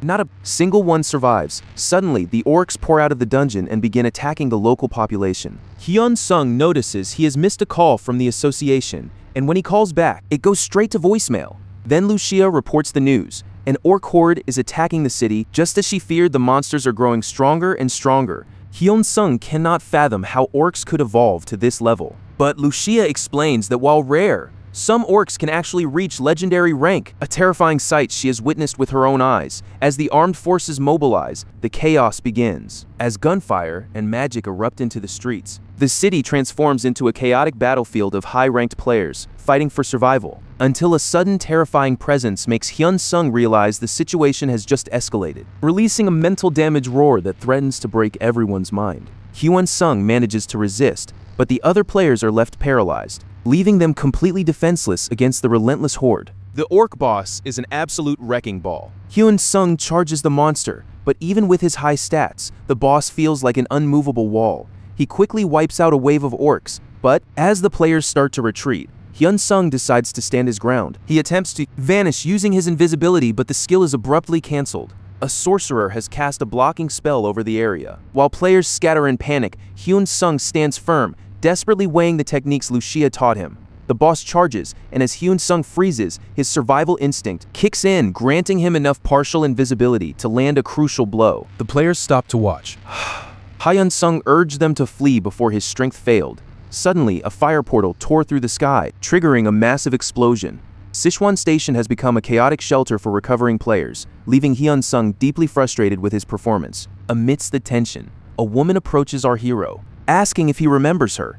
A brief flashback reveals her attempts to catch his eye in the past, and she blushes when he confirms her name. This is Kang In-hee, a famous player renowned for her unique demonic lancer class. She thanks Hyunsung for his efforts, leaving him awkward until a newcomer arrives. A woman approaches with a private invitation. She reveals a desperate plan to form an assassin squad. to take down the orcs. A large-scale operation involving players and the military to eliminate the boss and the sorcerer. Hyunsung questions why he's being approached privately, only to be met with a shocking offer. Kang In-hee wants him to lead the assassin squad, noting he was the only one brave enough to face the orc boss head-on.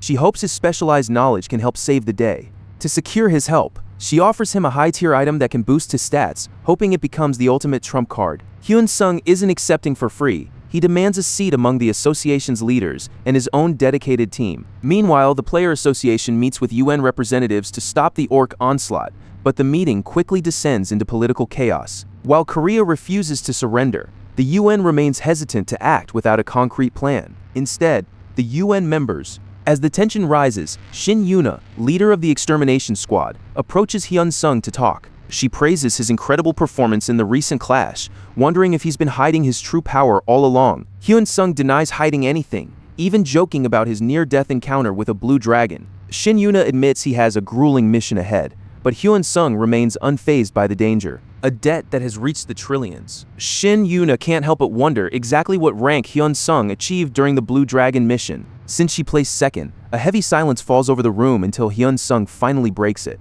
Hyun-sung reveals he took first place, and with a mischievous look, he agrees to devote himself to the association. But the peace is short-lived. By the next morning, reports flood in that orcs are invading Hongdae, prompting Shin Yuna to mobilize all available troops. As the chaos builds, the question remains, who can the UN actually be counted on to help? With a buff from a teammate, Hyun-sung boards a helicopter toward the chaos. The city is a chaotic mess of orcs. Hyun-sung leaps from the helicopter before it even lands, unleashing a thunderous impact of power that crushes several warriors instantly. A brutal struggle follows as Hyun-sung holds his ground against the beast, fighting until he activates his survival instinct and unleashes everything he has at the boss. The beast goes berserk, and even though Choi Hyunseong dodges its frantic charges, realizes that facing this monster alone is impossible. But then, the assassin squad arrives to back him up, and the players begin a coordinated assault, finally making their hits count. The Churk chief drops to his knees, only to summon his warriors, who charge in like maniacs to help aid him. Despite being surrounded, the beast hurls its axe at a helicopter, forcing the aircraft to pull back before the weapon returns. The players must stay focused on the chaos as Hyun-sung lands another wound, but his wild instinct ability has worn off and the monster starts shredding the players, focusing on the tanks, but Hyun-sung steps into its path and uses pure skill to land several strikes the creature can't even reach, leaving it missing an arm. Hyun-sung wishes he had finished it, but suddenly, the monster throws the orc's sideways blow is devastating, slicing open Choi Hyun-sung's stomach. Driven by pure fury, the orc chief's eyes flame with rage, but Hyun-sung only needs one more strike to end this. The orc chief is finally... And the players retreat toward the helicopter. He desperately needs to know how Shin Yuna's team is doing, with the loss being catastrophic, exceeding 90% of the squad. The toll is immense. However, Shin Yuna has survived, though she is brutally injured. As onlookers watch in outrage at the sorcerer's overwhelming power, Hyun-sung studies the battlefield, noticing the monster possesses a terrifying ability strikingly similar to his own wild instinct. Kang suggests that Hyun-sung focus on his own recovery due to the intense mana flow, but he is far too worried about Shin Yuna's fate. Even though a man reports her injuries are critical, Hyun-sung refuses to sit idle while the battle rages. Despite Kang's advice to wait, the hero can't stand by and watch more. People get hurt, and the members prepare to move out. With the president joining the mission, Choi Hyun-sung's squad arrives on the battlefield ready to smash anything in their way. Backed by his team, Hyun-sung leaves no room for error, especially as the enemy mage starts casting fireballs. Hyun-sung turns the battlefield into a barbecue, incinerating the monsters without a moment's mercy. The orc sorcerer screams to his army, and Hyun-sung unleashes his devastating dragon breath to quickly disintegrate most of them. Suddenly, the sorcerer opens magical portals all over the field, and the enemy summons a massive fire giant to bolster their ranks. Even with the UN watching cautiously, Hyun-sung's squad fights bravely against the monster, waiting for the moment its flames begin to weaken. As the heat fades, Hyun-sung launches a massive ice storm to bring the giant down. Pushing through a final fire barrier, Hyun-sung drives his blade into the sorcerer's heart, ending the threat once and for all. While the people celebrate the epic victory against the orcs, the government remains on edge, fearing the next attack at the hospital. Choi Hyun-sung finds Shin Yuna recovering, but she is consumed by guilt. To soothe her, he promises that if another attack comes, he will have the revenge she deserves. Shin Yuna admires his strength, though she worries his deal with the president might limit his growth. Choi Hyun-sung simply shrugs it off, knowing he'll just have to work harder. She decides to ask for a favor. At the upcoming war loot auction, where legendary items are on the block, 7 treasures are up for bid. But Choi Hyun-sung shatters the room by bidding 2 trillion won for the first book. With no competition, the massive prize is his. Meanwhile, in Japan, officials meet to discuss their recent failures against legendary rank monsters. Days later, Choi Hyun-sung reads the news with anger. Japan is begging Korea for help. Everything changes when 2 men deliver news from the president. Choi Hyun-sung is to lead a new extermination group to hunt legendary rank monsters. Therefore, he is granted total freedom to scout any player he desires for his new team. Sitting at his new desk with Lucia by his side, he begins to plot a strategy for total control. His plan is layered. He'll use low-ranked players as fodder, mid-tier players for the spotlight, and a hidden inner circle to punish any traitors. Meanwhile, a young woman walks the streets, lamenting her bad luck after losing the lottery. Suddenly, Hyunsung approaches her, introducing himself as the leader of the association's new extermination squad. Lee Soo-jin immediately stands and bows before him. After he explains the massive perks of the project, she accepts the position. With this move, Hyunsung secures another vital member for his private inner circle. Hyunsung's lord status is now tied to that mysterious book from the auction, allowing him to send orders to his subordinates from any distance. Lee Soo-jin finds it unsettling to hear his voice echoing inside her head. Like usual, Hyunsung's rapid recruitment of the team leaves President Kang puzzled by the sheer number of strangers he's gathered. Meanwhile, while walking with Lucia, Hyunsung's phone suddenly rings with a call from an unknown number. It's a call from an unknown number, and he has managed to track him down after meeting his father after accepting an invitation for drinks.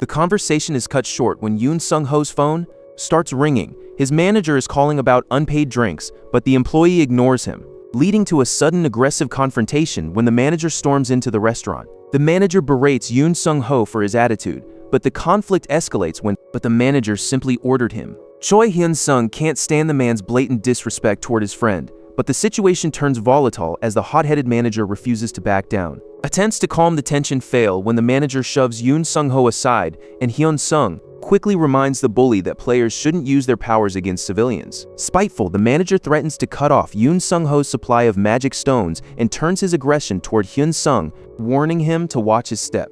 Hyun-sung calmly warns him that an assault could lead to decades in prison, but the insulted man lunges at him, only for Hyun-sung to effortlessly block the strike. One thing is certain, the strength behind that punch proves that Hyun-sung is a player too. The bully thinks he's untouchable, boasting about a powerful relative in the Seo Woo Guild to intimidate Choi Hyun-sung. The bald man shouts that Hyun-sung shouldn't fear the guild's influence, so the woman demands to speak. The voice on the other end is familiar to Hyun-sung, a woman who once tried to recruit him. When Hyun-sung takes the call, he keeps it casual, leaving the confused woman wondering who he is to reveal his identity as one of the leaders of the player association. Shock settles over the woman, the bully, and his friend. Hyun-sung doesn't stop there. He calls out the cousin for abusing player status to harass civilians, thinking his guild ties would protect him, and threatens to report the whole mess to the association president.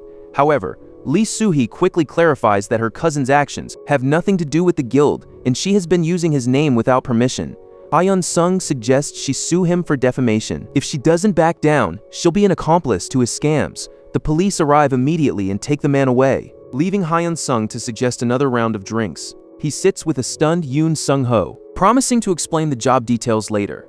Meanwhile, in the United States, the president weighs the terrifying possibility of legendary monster attacks. The world is bracing for chaos. Because of the rising threat, the need for elite players has never been greater. The president immediately mentions Choi Hyunseong, whose estimated level of 500 completely breaks the established rules of the world. As a video of his overwhelming power is played for the assembly, the leaders watch in awe. They are even investigating the abilities of Hyun-sung's father and a nearby player named Baek. But as the international community watches, a far more personal storm is brewing for our hero. As his influence grows, the American Council plots to control him by any means necessary, fair or not. This ruthlessness pays off when mercenaries ambush his home, swiftly neutralizing his bodyguards and breaking in while his mother is distracted. The invaders notice her protective ring and prepare to destroy it, but they aren't ready for the fury of Choi Hyunseong. Arriving like a storm, Hyun-sung immediately blows a mercenary's face off, leaving the rest of the group scrambling in pure panic. He won't let them escape. He executes the man who dared touch his mother before raining down explosive arrows to wipe out the rest. Once his mother is safe, he calls for Lucia to guard her and hands the mercenary Lucia a mysterious note for later. But his mission isn't over. He rushes to the shop, only to find his sister has already been kidnapped by Chinese mercenaries. To save his sister, Choi Hyun-sung agrees to a forced teleport into a subspace with a blade pressed to her throat. He accepts the deal, provided the kidnappers leave the girl unharmed. Once inside the parallel dimension, Hyun-sung tears the note he shared with Lucia in half, triggering his plan. Back in the real world, the mercenary forces the terrified girl through the portal. But as the girl stumbles through, the thug's hand is suddenly sliced off, leaving the remaining mercenaries wondering if Hyun-sung actually escaped the subspace. The truth is far more terrifying. He's attacking them from within the dimension, cutting them down before they can even react. Even his sister can only watch in shock as Hyun-sung's body lunges through the portal, fragmented and deadly. Choi Hyun-sung's shadow sweeps across the area, obliterating the attackers with a single devastating strike. The remaining mercenaries are paralyzed with fear as he issues a merciless ultimatum, turning the fleeing survivors into frozen popsicles with an ice wall. Even with his energy still low from the last ambush, Hyun-sung deploys an absolute shield, causing enemies to explode upon impact. As the chaos unfolds, an enemy manages to leave Gyu exposed, but the momentum is quickly shifted. Hyun-sung unleashes an order-type skill, paralyzing the mercenaries and dumping a massive electric wave that drops them like rotten tomatoes. Despite the carnage, the thugs continue their desperate charge to take Gyu hostage, but the old man is agile enough to dodge the onslaught. The battle turns into a total massacre as the big guy blows through the remaining thugs like firecrackers at a festival, yet Hyun-sung still cannot grasp the true motive behind this sudden attack. At the association building, Choi Hyun-sung recounts the carnage to the president, leaving no survivors to question. The president realizes the scale of the violence, knowing all the attackers were turned to ash. Terrified by his power, the president knows he cannot afford to lose a player of this caliber. Therefore, to keep his family safe from further retaliation, Hyun-sung moves them to the association barracks. President Kang promises to increase the rank of the family's bodyguards to ensure their protection. Hyun-sung prepares a disguise for his next move, settling on a rat form to slip through enemy lines. Just as he prepares to step away from the spotlight, a new development reaches the association. In a Chinese warehouse filled with soldiers and players, the rat-disguised Hyun-sung suddenly reveals himself to wreak havoc. He splits his enemies in two with ice arrows and leaves nothing but explosions in his wake. By the time agents arrive, they find only a scene of absolute devastation. As the Chinese top brass reels from the terror, Choi Hyun-sung is busy assembling a plan to crush anyone who dares to threaten his family. The mysterious Ratman is hunting them. Authorities assume this is an empty warehouse. Hyun-sung wages a one-man. Since the targets have escaped to their own homes, Hyun-sung realizes the government has decided. He knows they're spreading their players across the country, but Hyun-sung is a master of teleportation, so he prepares to cause absolute chaos.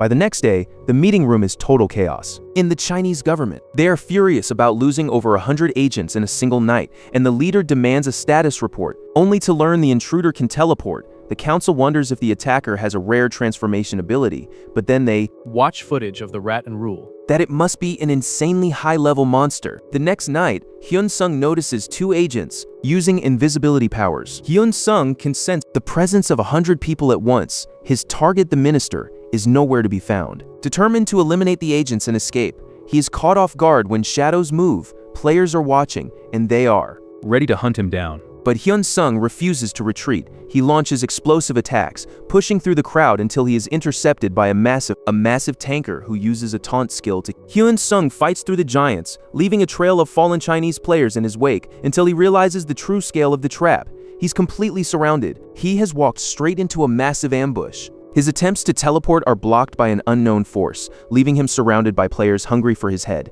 Even Ma Boon-sok, the president of the Player Association, has ordered the strike. As the assault intensifies, Hyunsung slams back a handful of magic stones, like a living war machine. He tears through the players with madman's fury. He doesn't want to slaughter them, but he simply cannot afford to die in this clash. The battlefield has escalated into a full-on war, pitting an entire nation against a single-man army. Despite the task force thrown at him, Hyunsung is untouchable, moving like a legendary monster. Through their desperate assaults, he tosses the heavy tankers aside like bowling pins, and having already slaughtered 1,000 players, the rat form Hyunsung suddenly activates Berserker mode. He unleashes a terrifying battle cry, continuing his relentless slaughter until just as he finds an escape, he is struck by a massive explosion. As Ma Boon-sok orders a retreat, a near-defeated Hyunsung gathers all his skill books in a last-ditch move to get back up with renewed energy. He lands a thunderous blow that leaves a trail of bodies in its wake, transforming him into a literal hurricane of power, cutting down the players protecting the nation. As the president retreats, Hyunsung continues his path of destruction, leaving only a carnage-filled battlefield in his wake. When the fighting subsides and Hyunsung returns to his normal form, finds himself standing alone. While the minister seeks refuge, he is suddenly ambushed by silent assassins who force a noose around his neck. As the oxygen slowly leaves his lungs, suddenly the attackers are neutralized, and the man's savior arrives. Ratman, the strange talking monster, steps into the light, seeing the man unconscious. So Ratman slaps him awake and produces evidence stolen from the assassins. With a burst of a rage enchantment, the anger takes root in the minister's mind, making him believe the lies as absolute truth. Expose the corrupt officials who attempted to murder him. The media is hungry for the scandal, with reporters broadcasting the minister's whistleblowing live to the entire world. Hyunsung watches the chaos unfold from the sidelines, knowing that only one man remains to be dealt with: the association president, who is desperately trying to prove his innocence over the phone. Despite promises of support, Ma Boon-sok isn't fully convinced of his survival, so he decides to take a drink to relax, but his world is about to crash down when a voice whispers, "Right," behind him. Turning in a panic, Ma Boon-sok finds Ratman, a talking monster, ready to propose a deal. Intrigued by the creature's ability to speak, the president asks for the terms, and Ratman offers a chance at power. This favor? The president's reward? The chances of success are slim, even if Hyunsung promises him the hero title. Tempted by the dream, the president finally accepts the contract, sealing a deal that will change everything. Choi Hyunseong gains more power through his new subordinates, and every member's sign-up bonus only makes him feel stronger. He watches them closely, ready to squeeze every bit of utility from them while their service lasts. But his true focus is on the massive conference ahead, where the Chinese top brass will gather. Disguised to avoid detection, Hyunsung plans to hand the credit to the Chinese Association president while wiping out his enemies. The chaos begins as Ratman springs into action, spreading terror among the agents. Desperate to escape the brutal assault from Ratman, the unarmored players scramble to save themselves, and most decide to flee when the president begins his well-rehearsed performance alongside Hyunsung. The two begin to fight. When the agents misinterpret the monster's movements as weakness, they assume, once the battle is done, the duo trashes the conference room to reveal themselves to the public. They stage a massive victory for China's newest hero, sending the celebrating civilians into a frenzy. Yet, as the crowd cheers, Hyunsung realizes the association president is rising much faster than he anticipated. Back in Korea, Choi Hyunseong hunts stone giants with Lucia, but he knows he needs to hunt stronger monsters to reach a mythical level. And he considers traveling to Fukuoka, although he'd rather keep hunting. Lucia insisted he take a break. He's eager to unlock even higher level books to expand his power. Lucia tells him it is time to head out, but Hyunsung is hesitant to stop. When he mentions his plan to watch a soap opera, Lucia can't help but blush, clearly charmed by his simple side, causing Lucia to blush because he actually noticed her little quirks. She turns to leave, and the tension between them hangs in the air. Hyunsung offers a small compliment, trying to keep the moment alive. Hoping for a distraction, he decides to call his friend for a drink, only to find several missed calls from Shin Yoon. He calls her to discuss their planned dinner, while Lucia stands by, quietly watching the interaction. Soon Shin Yoon arrives at the meeting spot, looking radiant in a simple black dress. Dinner with Shin Yoon starts casually, but the mood shifts instantly when she mentions a legendary monster has appeared in the United States. The Americans are demanding Choi Hyunseong's help, making this a high-level request from the UN leader itself. Because of international defense treaties, the mission is nearly impossible to refuse, and Shin Yoon reveals she was sent specifically to persuade him. She urges him not to succumb to American pressure, even though Hyunseong knows he isn't a soldier. He dryly notes the association must be scrambling to block this, as he has no obligation to accept such a deadly invitation. To sweeten the deal, she offers him every magic stone from the battle as a reward. Hyunseong points out he already has certain benefits, but the complexity of the situation is just beginning. She explains that his current exemptions are tied to the association, and since the government is involved, the terms have changed. Since the government owns all the dungeons, Hyunseong faces a high-stakes negotiation for his own territory. He refuses to settle for less than 3, ultimately squeezing Shin Yoon for 2 rare dungeons and 1 heroic level 1. Even though Shin Yoon hesitates, because the Americans are calling, Hyunseong has already made his choice. He's ready. He's leaving for the United States to face a 9-headed hydra. Upon arriving in the US, David greets Hyunseong before they head to headquarters to meet the ambitious William, the director of Operation Hydra, who hopes our hero can tackle a legendary monster. William assigns Hyunseong to the 1st Extermination Team, a group of America's bravest players. Hyunseong is given total tactical freedom as the number 10 player, though he still seeks more operational details. While preparing for the coming battle, Hyunseong stays busy with last-minute shopping. Some agents think William is being too subservient to him, but the director insists it's just how you treat a star. William tells them to just wait and see what Hyunseong can really do in action. Joseph, the captain of the 1st Extermination Team, approaches William to question the newcomer, but the director simply brushes him off. The captain, eager to see Hyunseong's true potential, finds himself met with nothing but a dismissive shrug. William teases Joseph by claiming Hyunseong is already stronger, sparking a heated debate about combat effectiveness. Despite the tension, the director orders Joseph to treat Hyunseong with respect before an urgent alert breaks the silence. Minutes later, the mission begins. After studying the Hydra's movements, Hyunseong uses his doppelganger skill he transforms into a goblin to face the massive beast head-on. The Hydra unleashes a deadly breath of fire, but Hyunseong is prepared, his body reinforced by magic stones. He leaps onto the creature, unleashing a devastating combo of powers that leaves the Hydra thrashing in agony. When the battle ends, Hyunseong returns to the barracks, where his double was peacefully waiting. Seeing the other players scrambling, he realizes his successful raid has yielded a massive jackpot of rewards. Choi Hyunseong seeks out the director to understand the chaos. William reveals that a terrifying monster actually hunted the Hydra, and it might even be stronger than legendary level. Shocked by the scale of this threat, Hyunseong is stunned to learn his goblin form is considered mythic rank. Even though the Hydra fell in minutes, the predator vanished, leaving America in a state of fear.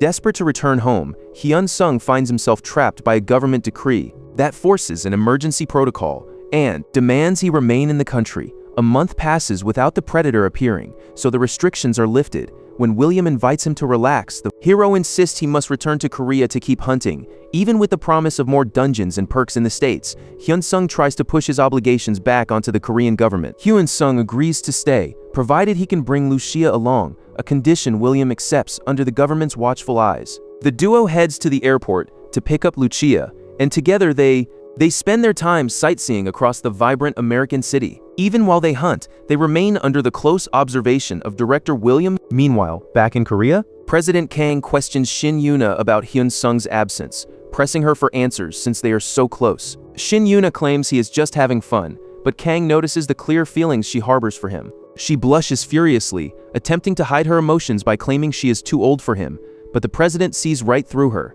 Even if she tries to hide it, a heart is hard to deceive. As Kang promises to figure something out for the player, Shin Yoon, without intending to show interest, asks him exactly how he plans to do that. The president promises to secure an unofficial extra dungeon so Shin Yoon won't get jealous of Hyunseong, but the girl loses her temper and throws a punch at the president, declaring that she can never trust someone like him.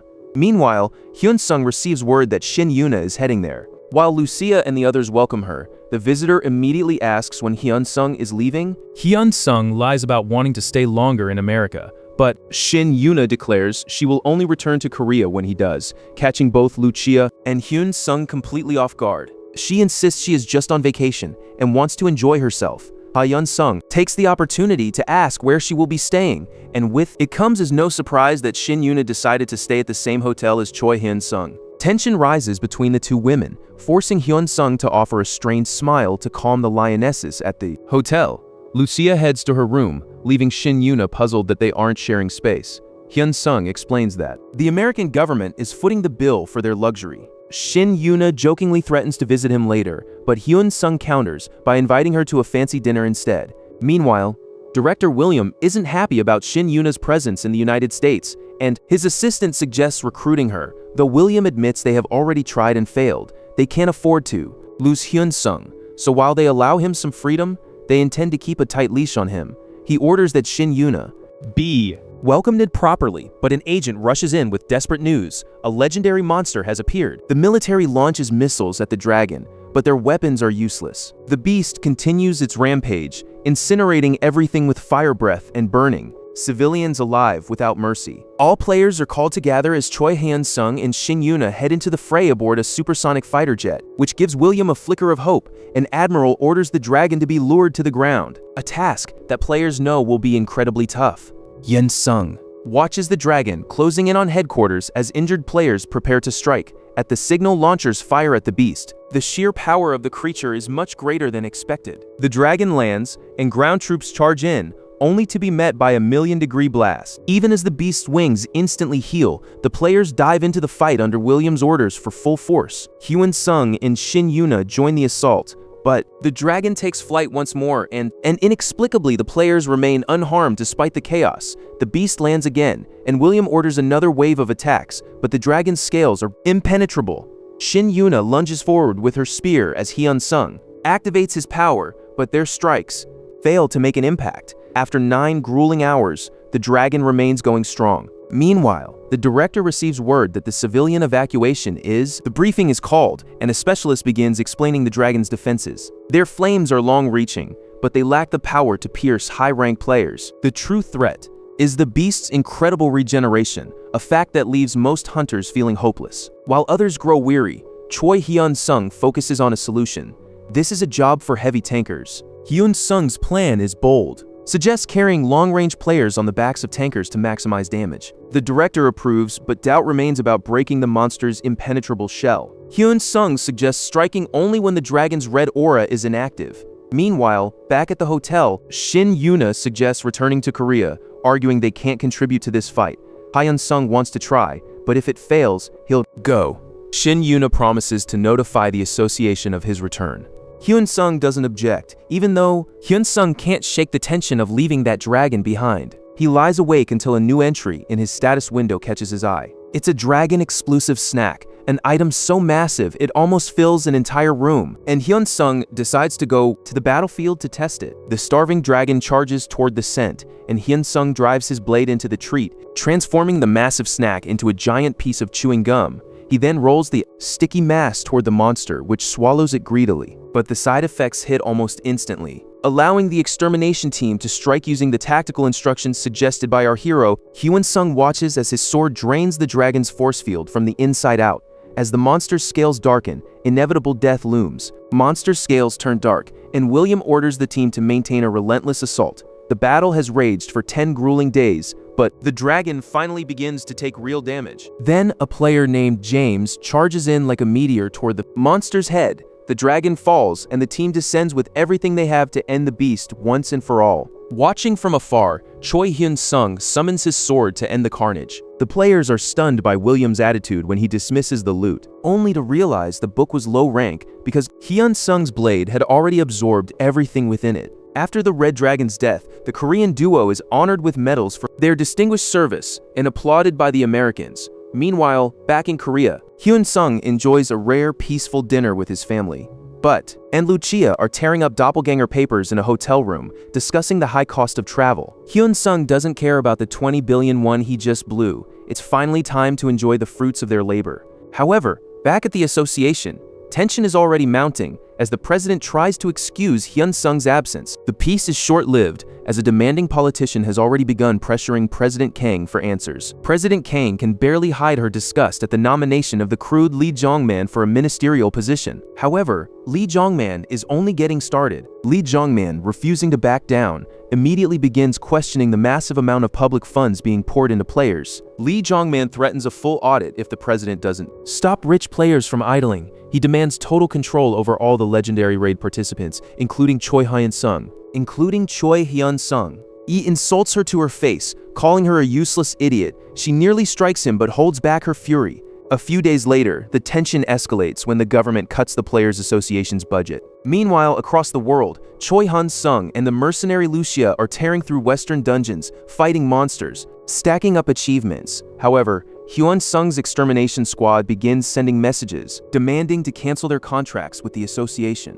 It's suspicious since everyone is leveling up perfectly fine, so Hyun-sung senses something is deeply wrong. After receiving news about delayed salaries, Shin Yuna reaches out to Hyun-sung, explaining there's been a small issue, and she insists on discussing it with him in person. During their meeting at a cafe, Shin Yuna reveals a dire reality. The new administration is attacking the association from every angle to reduce player numbers. Public opinion is split, and the media is working overtime to paint the association as the villain of the nation. Hyun-sung listens to the grim news of a public turned against them due to the orc invasion. The social pressure is mounting, yet Hyun-sung has reached a definitive conclusion. Realizing that saving the association isn't enough, Hyun-sung decides to take control of it himself. Hyun-sung claims he's simply waiting for the association to recover, but he's already eyeing the loot. As other guilds scramble to poach every talented hunter, Shin Yuna remains steadfast in her loyalty. But when Hyun-sung asks if she wants revenge, her eyes ignite with a desperate yes. That's when he drops the bombshell. He is forming his own guild. Shin Yuna is stunned, but Hyun-sung offers a tempting ultimatum. Bring the association's members with you. Seeking clarity, Shin Yuna and President Kang head to a cafe to confront him. Instead of a formal presentation, President Kang bows humbly, begging Hyun-sung to save society. He's desperate, bowing low, before the young man pleading for his help. But Hyun-sung isn't here to play diplomat. He has a much more ambitious proposal of his own. President Kang wavered at the proposal, but pointed out the resources would have to be huge. But Hyun-sung revealed that American investors were ready to pour at least $30 trillion into the guild. The guild. While Kang feared the cost of top players, Hyun-sung clarified that these funds were in stone dollars, a high-value currency worth far more than the American greenback. And when converted to Korean currency, the total reaches a staggering 300 trillion won, demanding proof. Hyun-sung demanded the cash up front, leaving the leaders stunned by his audacity. The account balance suddenly exploded. The president feared American political entanglement, but he refused to lose Hyun-sung to the United States. So he promised he'd convince as many players as possible to join. Meanwhile, a corrupt minister looked pleased with the termination letters sent by Kang, Shin Yuna, and Hyun-sung. But he immediately reached out to President Lee Shuri of Oh-sung, who even promised the politician a massive gift in return. As news of the recent shifts spreads among the elite, the corrupt minister celebrates the money he's already counting in his head. But the executives at Oh-sung are calling again, demanding answers. Even after the news of Choi Hyunseong and Shin Yuna's joining the guild, the minister tries to play it off. However, the Oh-sung representative drops a bombshell. The contract was actually signed with none other than President Kang. The news hits the minister like a physical blow, and, shocked by the news, the minister faces a desperate ultimatum from Chairman Lee Shuri, who threatens to expose everything to the highest authority unless the minister finds a way to dismantle this rising power. If he fails, his entire empire will crumble. Even with the guild's paperwork in hand, the assistant drops another bombshell. An assistant reveals that President Kang isn't the one running the show. It's Choi Hyunseong himself. The Immortal Guild already boasts 1,500 high-level players, all brought in to serve him. But for Choi Hyunseong, recruiting the association's players is just the opening volley in a declaration of war. President Kang wonders if there's a limit to the recruitment spree. No limits to his expansion, with more investment on the way. The president realizes the potential wealth flowing into the Immortal Guild is staggering. Both men know the domestic market is undervalued, and Hyunseong is prepared to give every player a massive boost.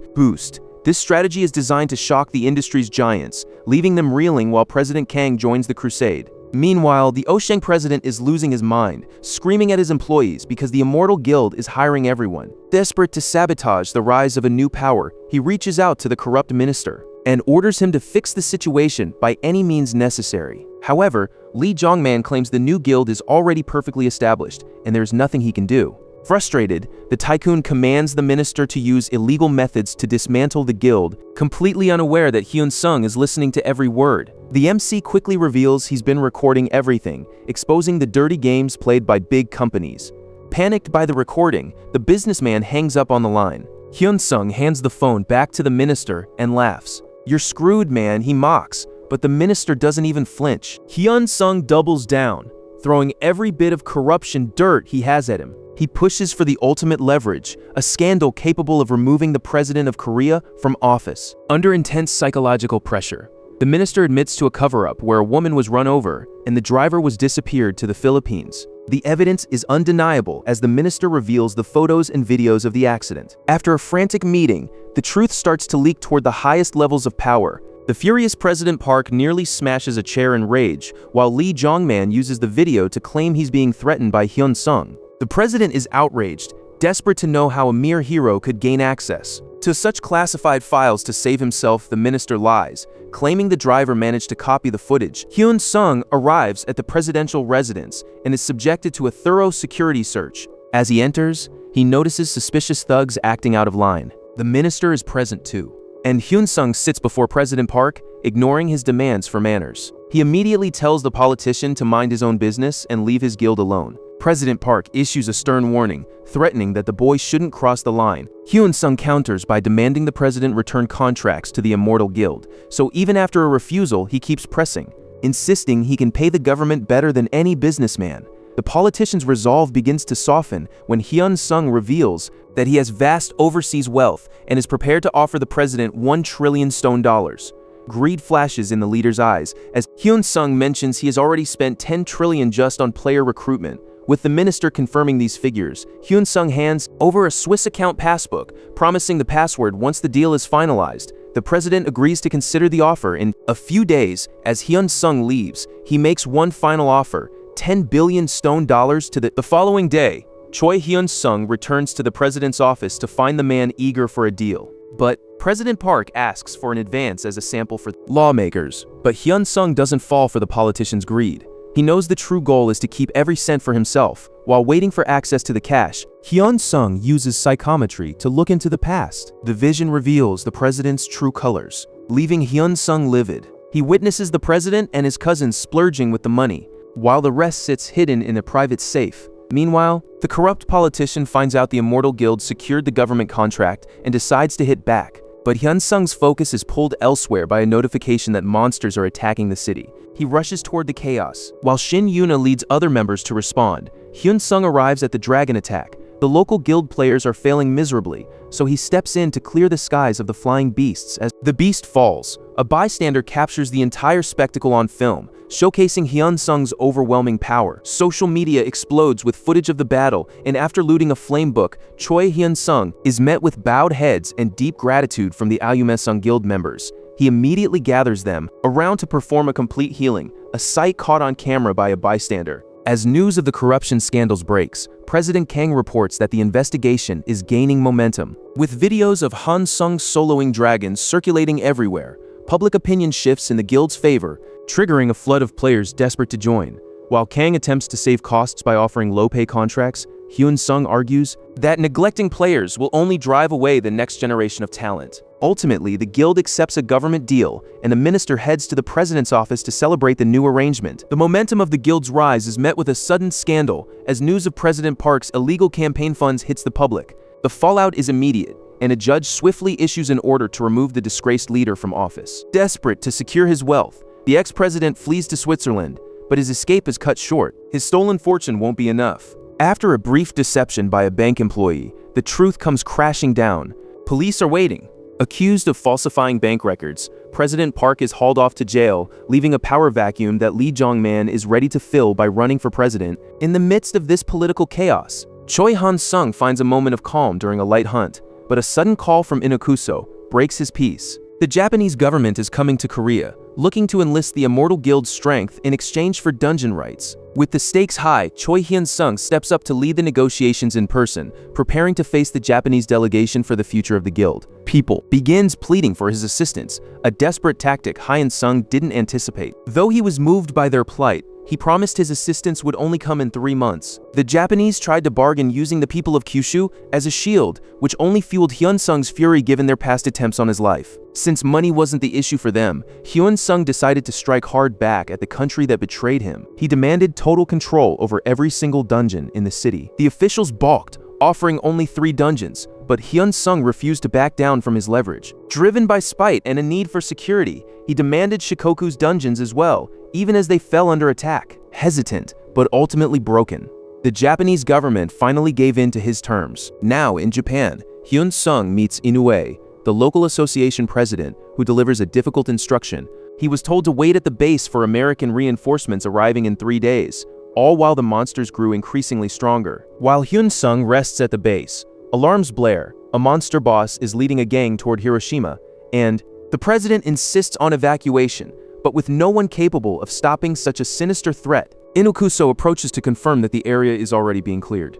However, Hyunseong refuses to run. Instead, he asks Inukuso if he is ready to become a hero for Japan. Inukuso accepts the challenge. Hyunseong promises the victory will make Inukuso the nation's new portal manager. To facilitate the mission, Hyunseong provides a soldier with a teleportation cloak. As the man leaves loyally, Hyunseong learns that someone has defied the evacuation orders. Inukuso reports a lone soldier is trapped at the disaster site, so Hyunseong demands he go save him. Hyunseong knows that a live broadcast of the rescue will ensure the hero's fame. Inukuso coordinates with healer Kimura, who has stepped into the unexpected role of document the rescue. With the cameras rolling, the hero duo charges into a sea of 10,000 monsters to save Japan. The Chozo monsters spot the intruders in the battle. Erupts. Choi Hyunseong and Inukuso unleash a relentless barrage of skills as Kimura narrates the carnage for the live viewers. A rain of flaming monsters lights up the sky. Hyunseong watches the spectacular lights while the system adds another 5,000 monsters to his kill tally.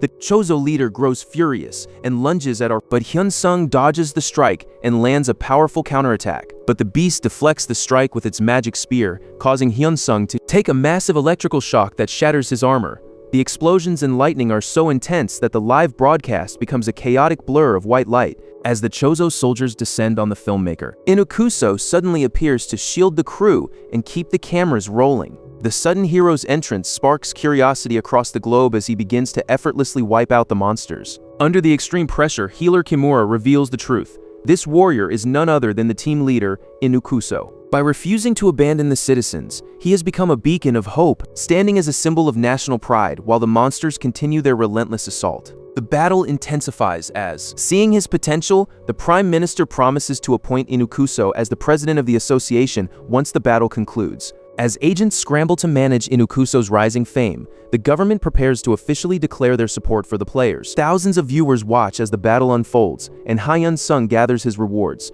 boosting his stats. As the boss gathers power for a final strike, the fight reaches a fever pitch. Hyunseong lunges forward to counter. The beast senses his overwhelming strength and attempts to retreat, but Hyunseong is far too fast. Using teleportation, he appears instantly to stab the monster before it can even react. His blade drains the creature's essence, and an explosion erupts, captured perfectly by the cameras. The beast falls lifeless, leaving the world watching in stunned silence. Hyunseong watches panting as the live chat erupts with excitement over the heroes who saved Japan until healer Kimura ends the stream.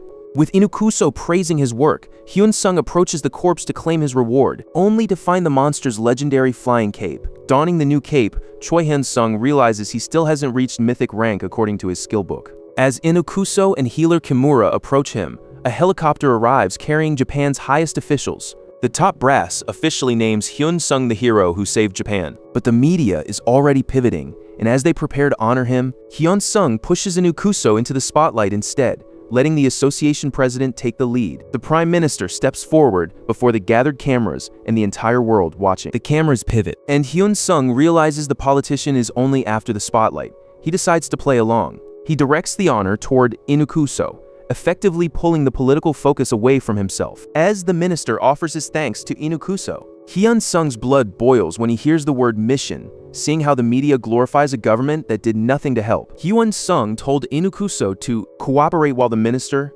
kept spewing nonsense in front of everyone. The next day, following a massive celebratory parade, Hyun-sung sat down for a private meeting.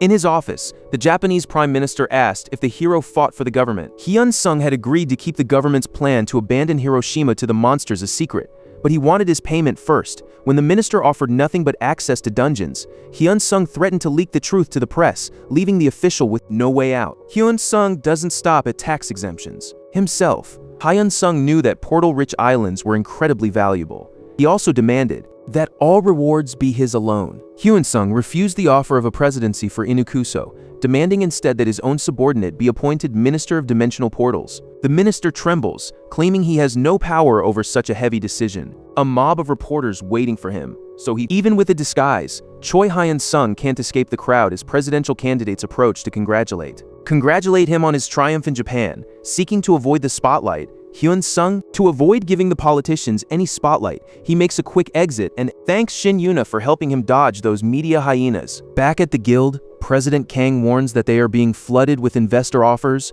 but Hyun-sung tells him to reject them all. Since players from around the world are also making requests, Hyun-sung says to accept them all because the plan is to expand the guild's reach overseas. This massive expansion confuses US politicians who can't grasp why China is pouring so much money into the Immortal Guild, and they find themselves discussing Ma Bun-sok, the nation's #1 powerhouse, whose rise to power changed everything. Following an assassination attempt on Choi Hyun-sung and his family, an official apology is issued. And his family following a massive investment in the Players Guild. They are releasing 100 trillion to our hero. Hyun-sung is shocked by the staggering sum, but he knows Americans never give anything away for free. When he asks for the catch, the ambassador reveals the terms. Hyun-sung must stay in the United States as long as possible. Hyun-sung makes it clear that he has no intention of moving, but the American big shot is prepared for that refusal. They can offer a player named Sarah, who possesses the ability to travel massive distances, to bridge the gap between countries in the blink of two continents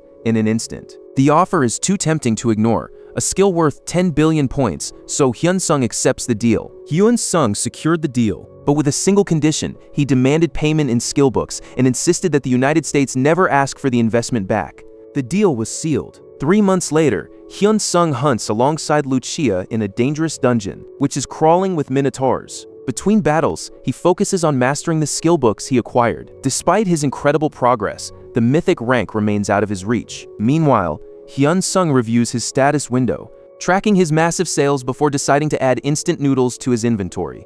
Lucia suggests selling microwaves too, expanding his reach within his unique dimension. The food the MC sold was a hit, but when a customer realized she needed to heat it up, the microwave became the next must-have item. Soon, they were enjoying chicken and juice along with a sudden surge in demand. The stock hit zero instantly. While checking the sales report, Choi Hyun-sung saw his mercenary status level up. Lucia suggested he invest in his career as a mercenary, as the right contracts could make acquiring mythic items much easier. Excited by the possibility, Hyun-sung accepted his first mercenary contract, being summoned to a demon raid, where a young-looking crown asks him to protect a castle. Hyun-sung entered and effortlessly slaughtered 300 freakish monsters. The client, desperate, offered him all the loot if he would stay. Hyun-sung accepted, though he couldn't help but feel he was taking advantage of someone in a desperate situation. The monsters were swiftly dismantled by our hero.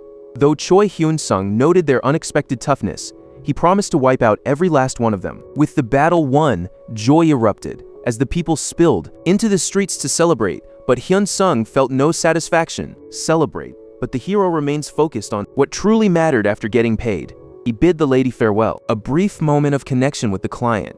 And this new credit score system? She explained it as a user rating classification, which only fueled his desire to hunt even higher-ranked players. His ambition was cut short when a new request suddenly appeared from a client named Gaspit. Hyun-sung immediately recognized the name, and upon checking and while reviewing the client's profile, he discovers it is. As Lucia noticed his intense reaction, he prepared for another difficult negotiation, distress. Seeing the opportunity, Hyun-sung decides to move forward. Because no contractor can harm the one they have contracted, he accepts the deal without hesitation, and is summoned to a remote castle that appears perfectly secure, seemingly needing no help in a fight, until a demon girl appears to greet him. stating that she has a few little things to ask. With a few little things to ask,